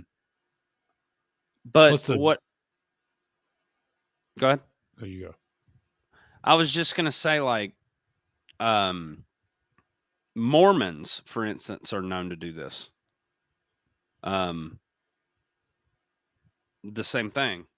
Married at a really young age, multiple wives. And it's almost the type of thing where like back in the day, the families chose who you would marry. Like you literally had no say in it. So you're kind of set up at a very young age. You're going to be with this girl or this guy, and yeah, but even then, in those arranged marriages, it's usually people in the same age bracket. Mm-hmm. In most cases. I had a thought. If you're Mormon, can you marry multiple AI women? I'm not sure. I feel like the Mormons are different. Like some of the best people I ever met were Mormon. Like for real. Just interesting individuals, and they kept, I think, their private life. I don't think they told me everything is the point. And but I used to work for a Mormon, and they were all just there was something about them. I don't know. They're cheerful. Yeah, but like, weird way, because I knew that this person's Mormon and I got to keep my eye on them. But at the same time, they were just like really nice. So I don't know. Yeah, they kill you with kindness. That's how they do it. Next thing you know, you got their hand in your back pocket. I know they're like collecting fucking DNA and shit and storing it in a mountain. Like Utah. So yeah, I don't know, man. But look, let's just stick. What do you think about 17 or 16 with parental consent?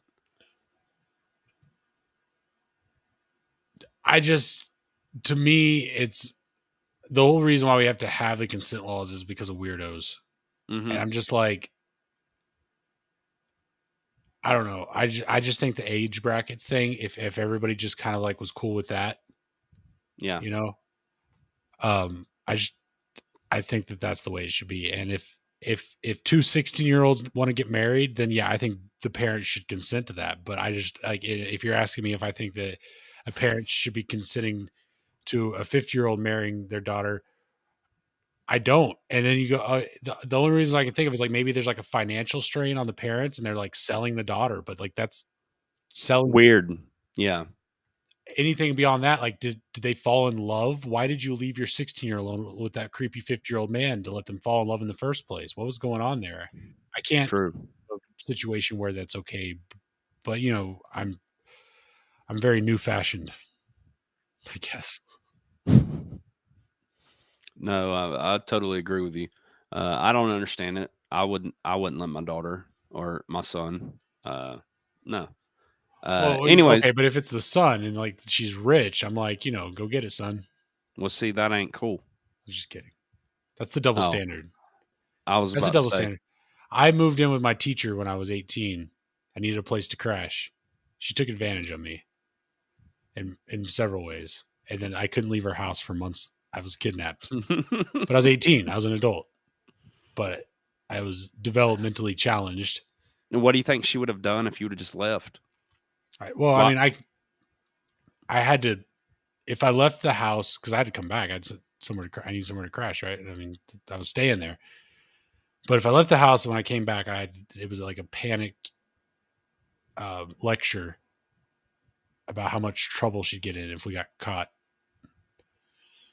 Wow. Yeah. Anyways, moving on. George Santos, charged by Justice Department and federal probe. I don't know much of anything about this guy. I've been hearing his name a lot. Let's watch this. This is CNN, by the way, so keep that in mind. Well, Jake, right now, we do not know the exact nature. You got to cipher through the bullshit. Hold on. Let me lower this volume.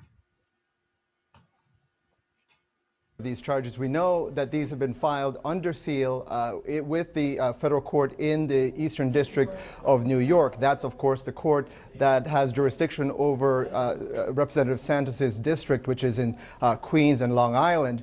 We know that at this point, he's expected to appear in federal court to answer these charges in ISLIP tomorrow. That's as soon as tomorrow in Eastern District of New York. Now, again, we don't know the charges. We know that the Justice Department, Public Integrity prosecutors, the FBI. I just want to say he looks like a fucking creep. I don't trust him. That's what I was going to say. He's got a pear shape about him. I don't trust pears. The whole thing is weird. Mm-hmm. In the U.S. Is he supposed to be a Republican too, right? Yeah. investigating the congressman for a number of allegations, including charges or claims, rather, that he falsified some of his campaign finance filings. And so those are among the things that we expect prosecutors may be able to shed some more light on when we see these charges finally announced tomorrow. Now, this is a congressman, obviously, Jake, that you've talked about many. You know what rubs me the wrong way about him? What? It's the sweater under the sports coat. Who does that? Who does that? Times on this program, he took office just in January, and in just a few months, of course, it's come to light a number, just a stunning number of. It's like in every picture he has this too. Wear a tie. Looks like a different day. It's a different sweater. And lies that he's told as part of his campaign. Get the fuck out of here. What is he trying to pull? He's got the tie under it. He's trying to be trendy. And in the years prior, I'll just recite just a few of them, including his claim on his resume that he worked at Goldman Sachs and Citibank. He said that he was a star volleyball player for Baruch College, where he said he got a degree. None of those things were true. He claimed, obviously, that also that he had Jewish heritage. Pairs don't play volleyball. That has been shown to be false. And, you know, the congressman has repeatedly said that he is not a criminal, that he's not been charged with anything. We do know, though, in recent weeks that he did admit to a fraud charge in Brazil some number of years ago. Jake? Yeah, Leslie Jones once said on The Daily Show, do you know how much you have to lie to be known as the lying congressman, which says something. But, of course, lying to the public is not necessarily against the law. Some of the allegations. All right, so y'all get it. They're going to be announcing charges tomorrow on this guy. We both, just by the looks of him, he's a creep. We're willing to call out Republicans for when they fuck up, and it looks like this guy did. So we'll keep y'all updated and let y'all know Thursday exactly what he did or what they're accusing him of doing. Jenny says, "Wait, hang on. I don't know what that's about. Let's wait and hang on and find out." Arizak says, "Could they stop zooming in on his creepy face? Gonna have nightmares." Yeah, I'm gonna be shopping for sweaters online tonight after the show. Jay, anyways, just saying. Where are we at? Where are we at? Okay, the CIA may have assisted in obtaining signatures. Okay. Signatories. What does that mean, Jay? I don't know. I just know how to say it. For letter discrediting Hunter Biden's laptop. Let's check this out. This is from Fox News. More on the Hunter Biden laptop. It's the 50 scandal. signatures. The signatories are people who sign things. So the 50 signatures on that document that basically said the Hunter Biden laptop was Russian propaganda. Why can't they just say signers? Or, the AI doesn't understand that we don't understand. Is this a video? Let's check it out. Or this may be headlines. If it is, I'll pause it. Texans want to vote to bring destination. Get out of here. Oh, God damn. Did you trick me? It had me go to an ad when I clicked that. Anyways, the Central Intelligence Agency may have assisted in obtaining signatories for the letter signed by 51 former national security officials to discredit the Hunter Biden laptop as Russian disinformation ahead of the 2020 presidential election, the House Judiciary and the House Intelligence Committees found. The House Judiciary Committee, a subcommittee on the weaponization of federal government, and the House Intelligence Committee are expected to release a report this week titled, quote, "The Hunter Biden Statement, How Senior Intelligence Community Officials in the Biden Campaign Worked to Mislead the American Voters." Fox News Digital obtained an early copy of the report stemming from the committee's investigation to the origins of the October 2020 letter signed by 51 ex-national security officials, which claimed that Hunter Biden's laptop had all the classic earmarks of a Russian information operation, which we now know was a lie. We were saying at the time it was a lie, but no one fucking believed us and called us a conspiracy theorist. As it goes. Yeah. This is the same story that got as we discussed last podcast, got the New York Post banned on Twitter. for spreading Russian disinfo, which we now know to be the truth. And it looks like he's going to have some explaining to do pertaining to this laptop and other accusations. Well, Arzak says if I come dressed as the George guy on Thursday, he's going to disown me. So, me too.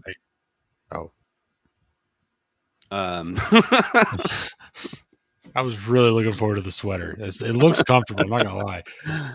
Sports coats, like for a nice one, like for a decent one, it's like $200. They don't play around. You almost gotta be in Congress to have that kind of money. I mean, I got a sports coat, but it wasn't that much. He's got land in a sports coat. How are you single? Oh, because you're not. AI girlfriend. Melissa watches. You just need to stop. Anyways.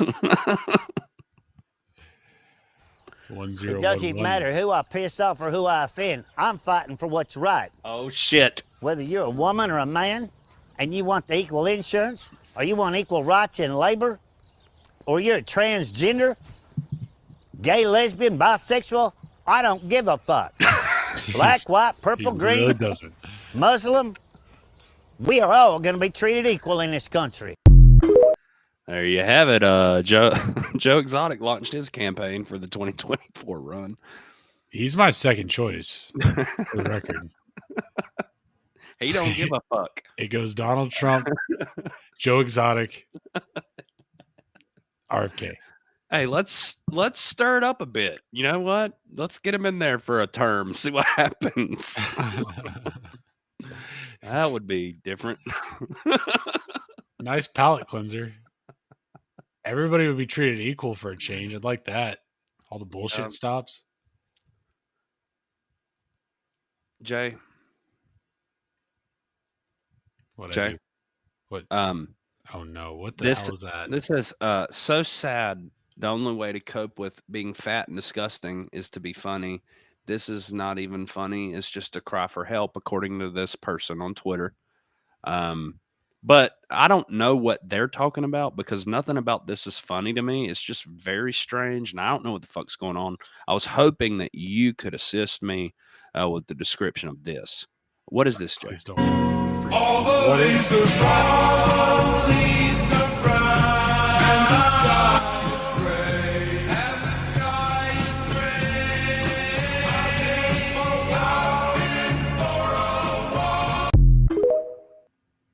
the weird shit you see on TikTok? I mean, I don't know. What is this?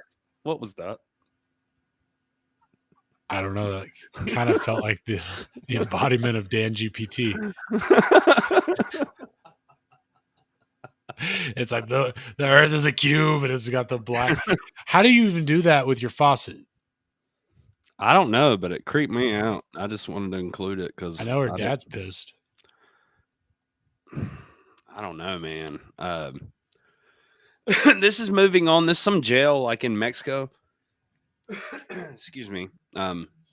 But this is some gangster that they had apprehended and they had jailed, and the prisoners worked together to kill him, and the guards just kind of watched. It's not too graphic, but I mean, y'all can see. You just watch.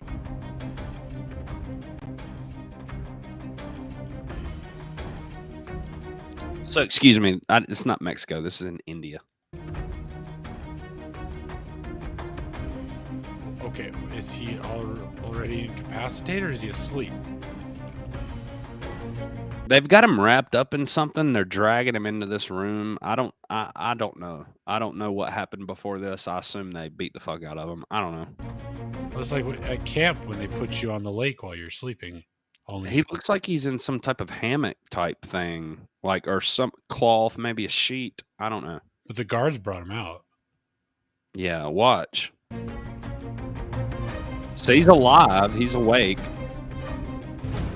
Now they're actually shanking him.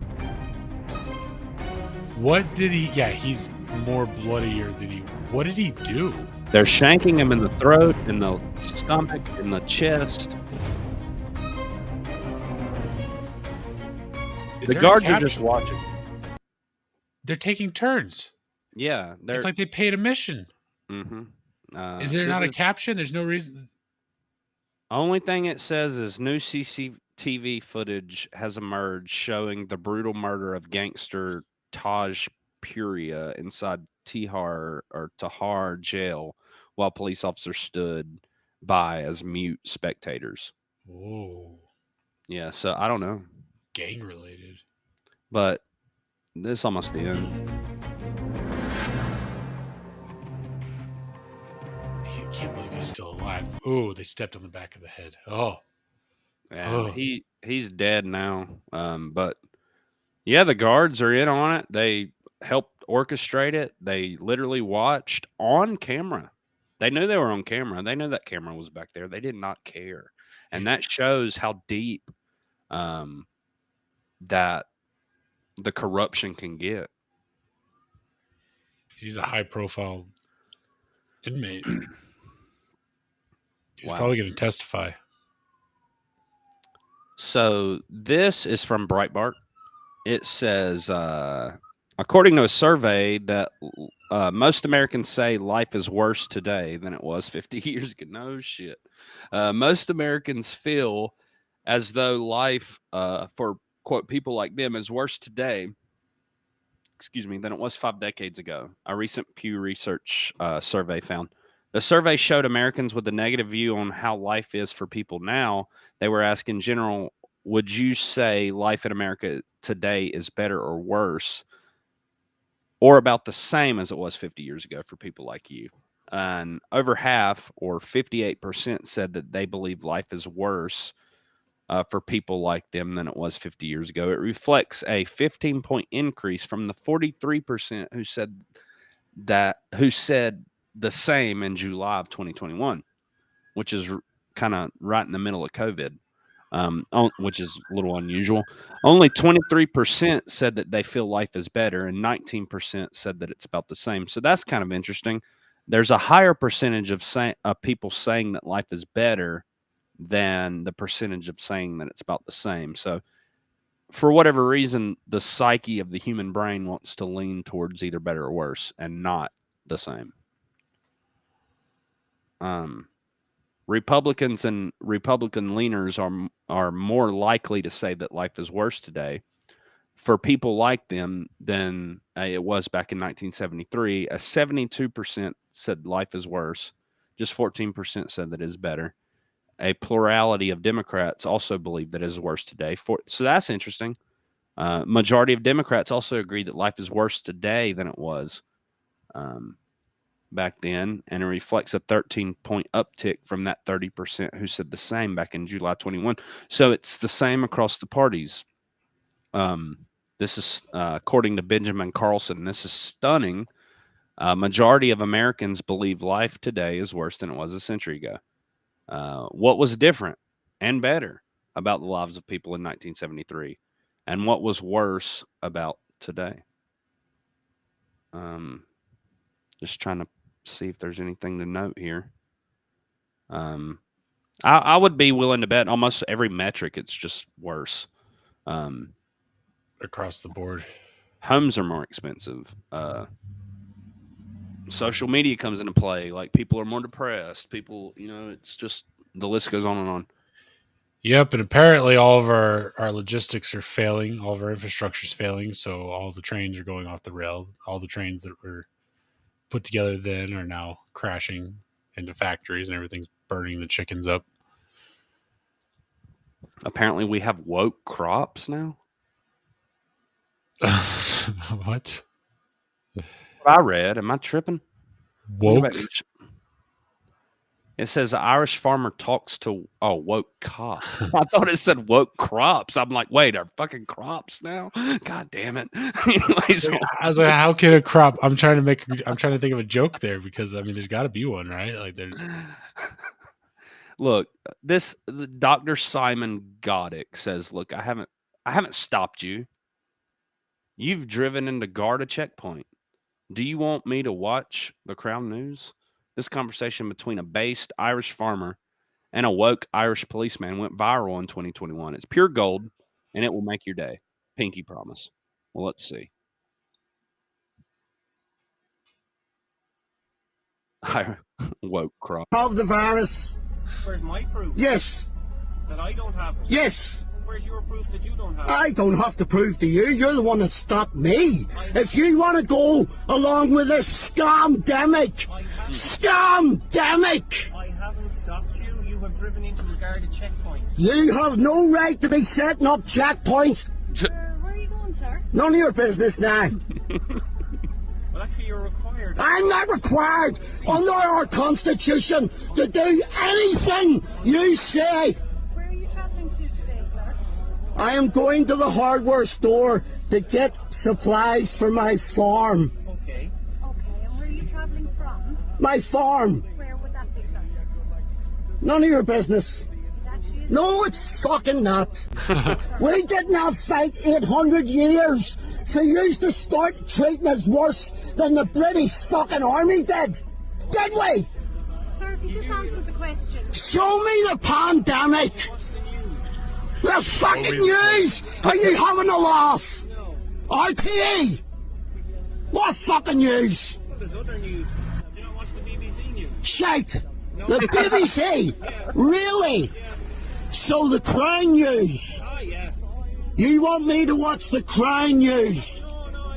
Well, you're saying RTE is shite. Of course it's shite. All right, I feel like the police officers were loving this guy, and like I feel like they were having a good time with him. They were encouraging him to say more. Like they were like, "Oh, you mean the Crown News?" They were like trying to like egging him on. Maybe you ever watch the BBC? Like, hopefully they didn't pull him out of his car and put him in handcuffs and lock him away for 3 years. I feel like this is just an angry old Irishman who's sick and fucking tired of this bullshit. I wish that every neighborhood had one of those guys. We all need one of those guys to defend us. Oh my God. This is something about oil. Look, oil is not from fossil fuels, according to Rose DC11 on Twitter. We have been lied to by these money and power hungry globalist elites for centuries. As long as these evil people have been alive, we've been lied to. Question everything, folks. Y'all check it out. Let's see what they got to say.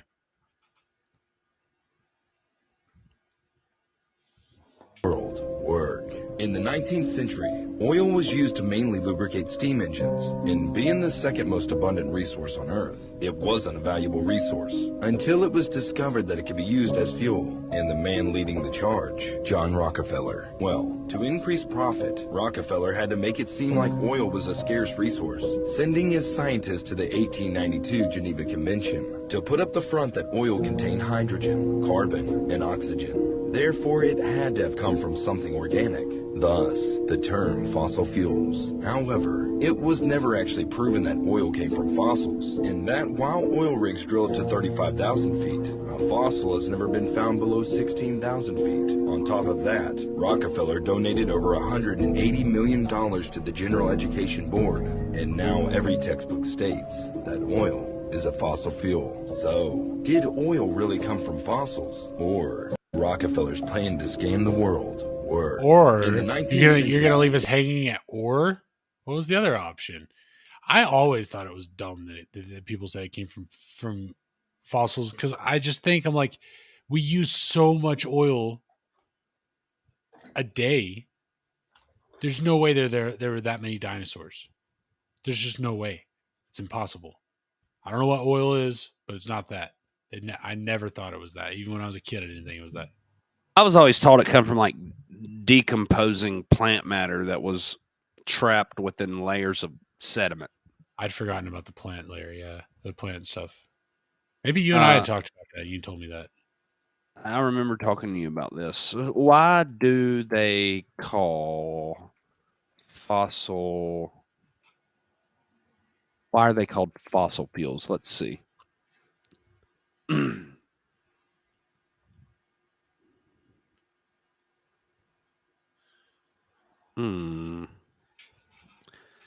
Yeah, this is just as formed by the remains of dead animals and plants. Formed by the decomposition of plants and animals from millions of years ago. This is why they're called fossil fuels. Did they really come from fossils? Fossil fuels are compound mixtures made of fossilized plant and animal remnants from millions of years ago. The creation of fossil fuels, either oil, natural gas, or coal, from these fossils is determined by the type of fossil, the amount of heat, and the amount of pressure. It is still as strange, though. Yeah. I don't know. The plant matter makes sense if you compress that and it sits there for millions of years, I guess, like for it to turn into some goop, but yeah, I don't know. If it's not that, what is it? It's dinosaur bones. We all know that. Anyways, biker miraculously escapes collision with the train. This is crazy. This dude's extremely lucky to be alive.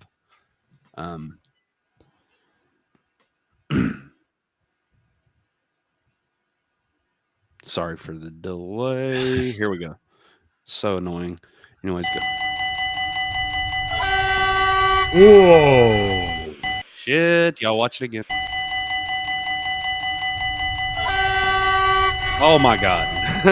He's so close to being dead right there. Let's get to the point just to show you how close that was. Look at wow. That. Within a hair. Yeah. So lucky to be alive. Anyways. Wow. Y'all be careful out there. That, trains go very fast. Mm-hmm. Faster than they look when they're coming at you. You want to see what it looks like for debris to fly at your face? Hell yeah. I've always wanted to see that. All right. Well, you have, like, if you're on a construction site, there's a reason why you normally rope off an area and say that it's unsafe to be, close while we're doing this demo. This is one of the reasons why they do that, because really humans may, make assumptions about where the debris is going to go, but they don't really know. So just check this out. Like, if it's your day, you need to realize it's your day. Like, this cameraman, I feel like he made it, but like, just watch.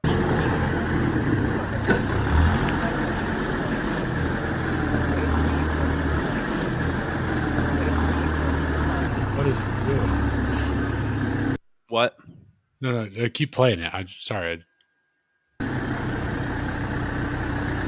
So for those of y'all who can't see, I know it's kind of hard to see here, but on the edge of this tractor, there is a chain that's connected to the structure here, and he's going in reverse, and he's trying to pull down this wall.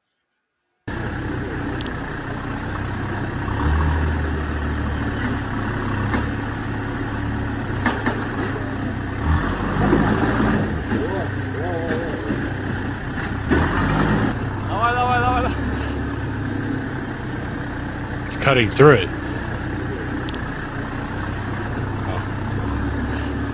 You see it starting to separate here.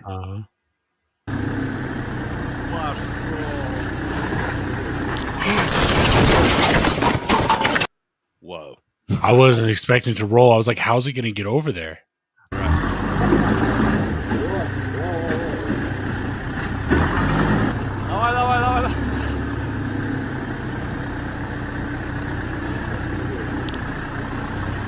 About a 20-foot drop.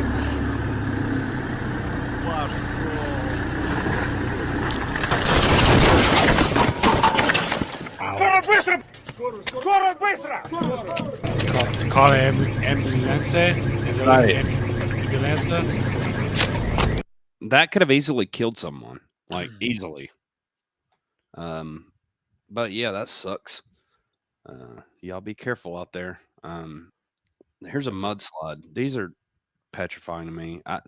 My worst fear is being buried alive, like, or not being able to breathe. Like, they say that drowning is peaceful, but that is scary as fuck to me. Peaceful. Not being able to breathe. Yeah, that sounds like a panicking experience. Well, they say that once you inhale the water, it's very peaceful and you go into this euphoric state. I don't know if that's true or not, but people who have drowned that have been resuscitated say, I just kind of, went with it, I don't know. But anyways, this is a massive mudslide. Sipping on says never get beside a slingshot, always behind. So I'm guessing that's what that's called when you use a chain to pull something like that. That's crazy. Watch this shit.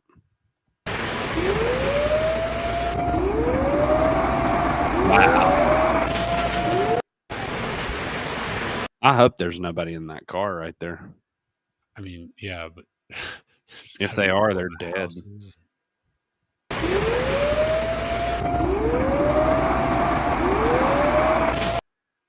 The power of water is just insane. Don't live on hills. What's this about an ass whooping? You want to usher this one in? Dude gets an ass whooping. All right, let's check it out. Let's watch this dude get an ass whooping. Was it warranted? I think so, if I remember correctly. I don't want to speak on it. Oh, yeah. I don't know if it was warranted or not, but watch this. Tries to pull a gun.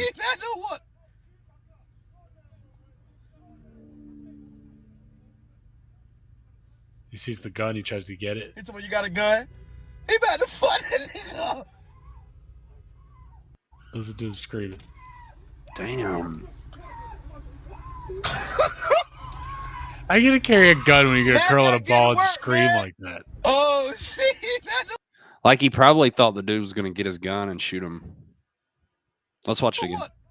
Like, because the dude in the red shirt never reaches for his gun. The dude in the white shirt does. That's a good point. He sees it and he's like, I'm going to take that from him. Is that smoke behind him? Was there a wreck? I don't know. But the dude in the red shirt probably thought he was about to die.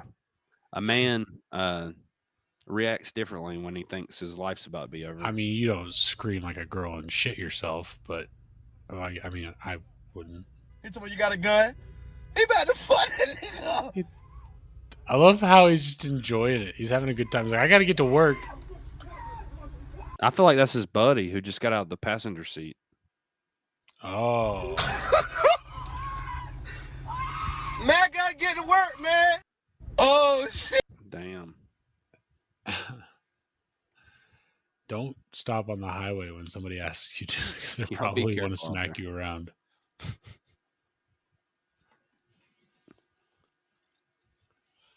Whoa, that's loud.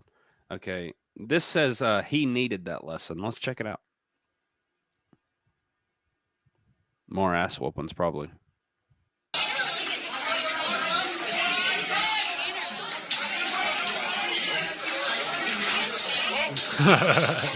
Dropped him. He just slapped him, too. That was an open-handed slap. Or a backhand. He just he slaps him. Open-handed slap and knocked his ass out. The jaw. I mean, he hit him in the pressure points. Do you realize how insulting that is as a man if someone just walks up and slaps you? They don't hit you. They slap you. That's a good point.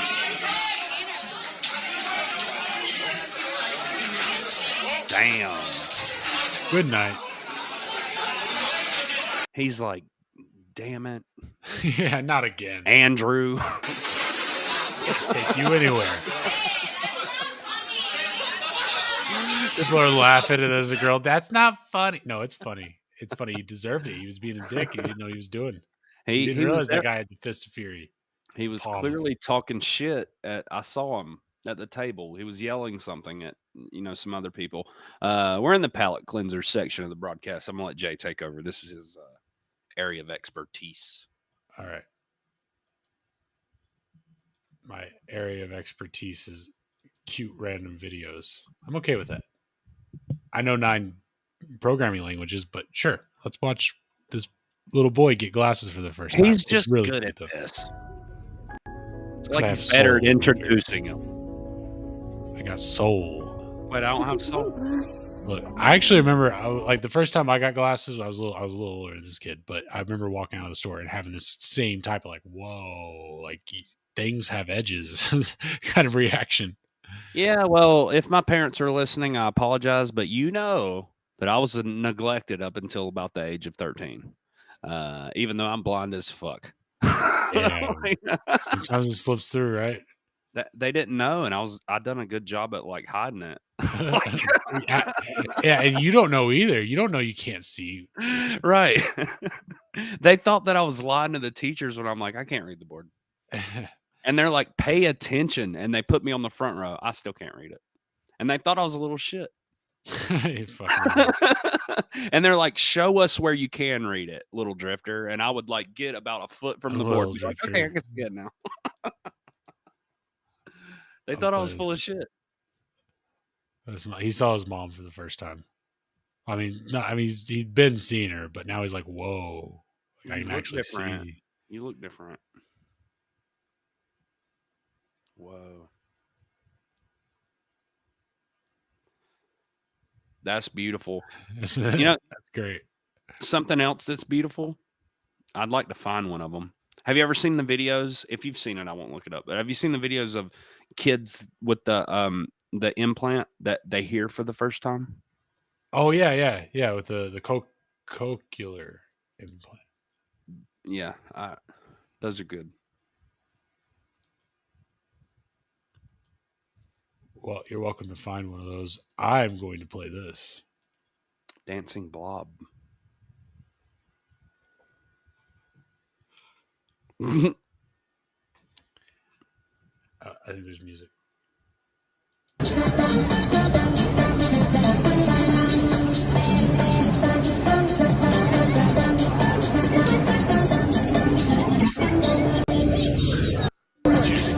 She was loving it. I don't know. Everybody get out there and do a little street performing. It'll be good for you. I feel like Tyler Durden right now, getting everybody tasks. This is a nice little video.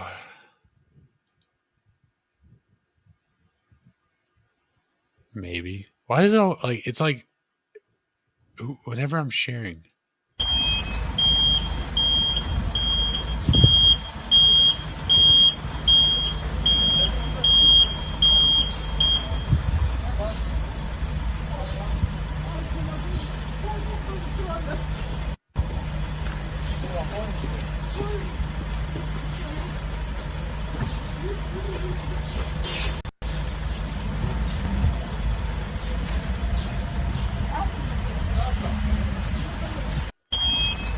I don't know. Can I play this one real quick? Sure. So this is probably the cutest video I've seen in the last 5 years. Like, just this baby hears his mom for the first time after getting that. What's the name of this implant? Cochlear, I think is how you say it. Like, that's why I'm not, all about, if let's say this tech was powered by some form of AI that just goes, it's not in your fucking brain. It just connects to your ear. And if it can do this to a baby and you're not for that, like, there's something wrong with you. I don't know. But check this out. Yeah. Hello. Oh. Hello. Oh. I never seen that face before. Hi. There's intrigue, there's fear, there's every possible emotion happening right now with this baby. Are you emotional? You're gonna make me cry. Hi. Oh, that is Your little adorable. chin. Hi. Yeah, are you gonna be emotional like your mama? Yeah. You're so sweet. Yeah. Yeah. Yeah. Probably hear itself for the first time too. I love you. I love you. Oh. Aw. All right. All right, that probably wins the evening.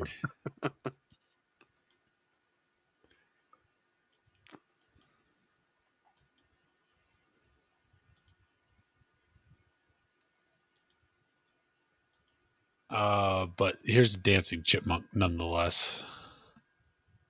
Oh, it's a prairie dog. My bad. I put a chipmunk on the thumbnail.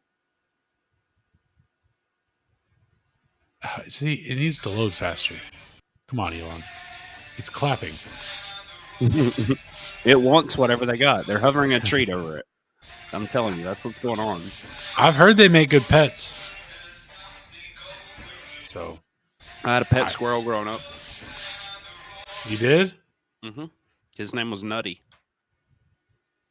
I think we rescued it. It fell out of a nest, and we nursed it to health. It was about the size. It was probably this long, and we bottle fed it, and it grew to be like a big squirrel.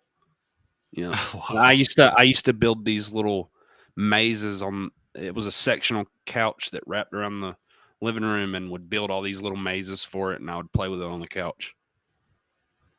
That's funny. I've always wanted to. There's a school park, a college park by me. Or used to be by me, but anyways, the squirrels don't care. They'll come up and sit next to you. I never wanted to touch them though because I thought they were diseased.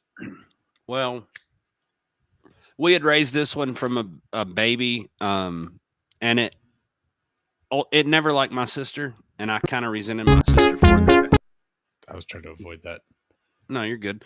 But it bit my sister, and then my mom and dad's plan was to let it go, but that was just kind of the last straw when it bit my sister and it drew blood. Ooh. And like I cried and cried and cried though. Did she get a rabies shot? I mean, everything was cool. I'm sure they did, but she was fine. But they let it go in the backyard at like this big tree in the backyard, and it crawled up the tree and never saw it again. I don't know what happened to him. But I feel like a cute stroke. You're trying to do what? Give Jenny a cute stroke with these kittens. Oh, you know, a rabies shot is like it's a needle this long. They have to put it into your abdomen. Really? Yeah, you don't forget something like that. Enough of these cute cats. Yeah, it bit my sister. I don't know if she got one. If it was a domesticated squirrel, chances are she probably didn't. You probably didn't worry about it, but it sucks. I'm not going to get into that. That's a dark story, but we had to put an animal down for biting.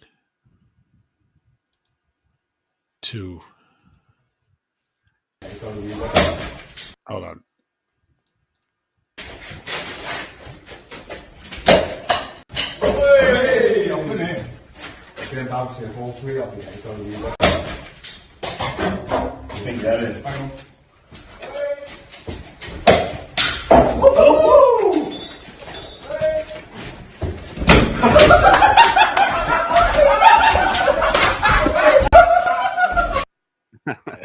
Steel-toed boots, but I guess that pipe was concreted into the ground. That's fucked up.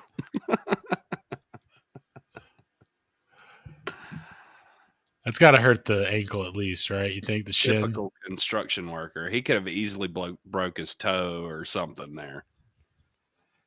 Yep. He went in for a hard kick too.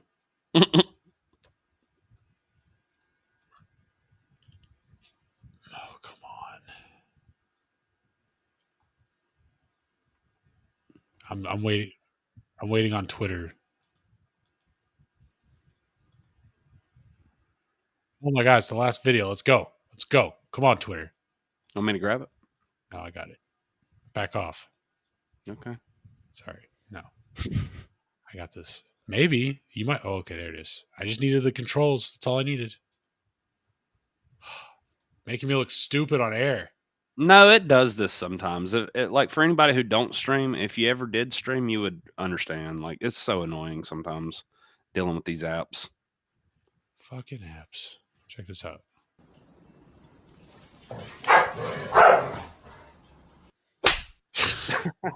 Nice sound effect though. Yeah.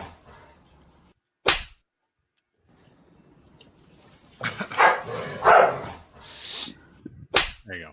See, that's why I don't like cats. Just out of nowhere. Like that dog was not fucking with that cat and just mind its own business. Okay, that's been the Erroneous Podcast. Episode 45. We're getting out here early tonight. Are we? I guess so. 2? Anything you want to talk about? Mm-mm. I'm going to add to the off limits, though, on Trello. Oh, no. Look. Do you have any words of wisdom for us, Jay? Yeah, you go around lying on people's names, making them look stupid, and then suddenly you put them in a position where you can't be associated with them because otherwise your house of cards falls apart. So that's on you. It's on you. Nobody in Damn. particular. Not me, just for clarity. Like, for anyone wondering, like, he's not talking about me. I don't know what he's starting to feel like an Adele song right now. So with that being said, I'm done. I feel like I'm Done is a great title for a song.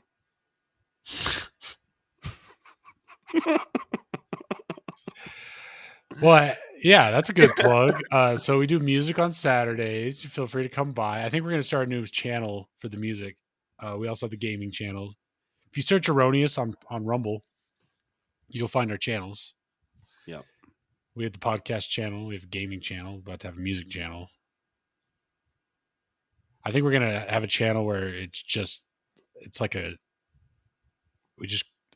going to go live and cry for a few hours, and you're welcome to join me. I might even do a call-in cry session. I think we fit like 12 people on the screen here. Anybody? Just a communal crying session. Yeah, save up all of your emotions for Sunday evening. I don't know. Emo screaming. Yeah, crying or emo screaming. Username 2014 says, just found you guys and caught the end of the cast. Enjoyed the few minutes I watched. Florida here. When do you regularly do lives? Great question. We are live Thursdays and Tuesdays, or Tuesdays and Thursdays if you prefer, at 10 p.m. And on Sundays we go live at 7 p.m. Central. Yeah, Central time. Yes. So adjust your clocks accordingly. And I stepped on them a little bit. So it's Tuesday, Thursday at 10, and Sunday at 7. I stepped on you when you said 7. Well, and to be fair, I stepped on myself also, if we're being honest. Yeah, we don't need to be stepping on each other. Yeah. Well, I don't know. It kind of makes for good content. Yeah. A little back and forth. Well, if you're joining us this evening and you haven't hit the like button, you're welcome to do so. There's also the dislike button for those of you that might have disliked this content. There's the follow button if you'd like to follow us. Leave a comment if you're watching this as a replay. And we appreciate everybody that joined us in the chat room tonight. That was awesome. Always love having you around. Couldn't do this without you. And hit the like button on your way out, please. Just a little bit. That's all I ask. Just hit the like button. Damn. It really does help the algorithm. Help us out. Anyways, we need all the help we can get.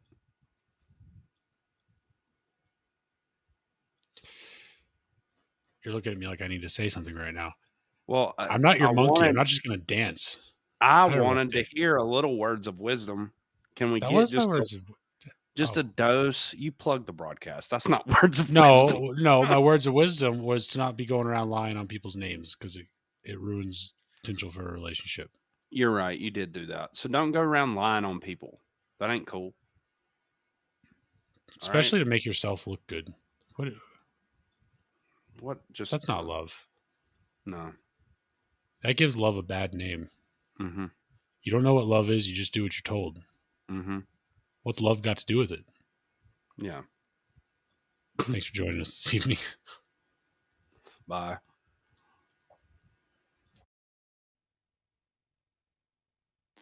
The Erroneous Podcast.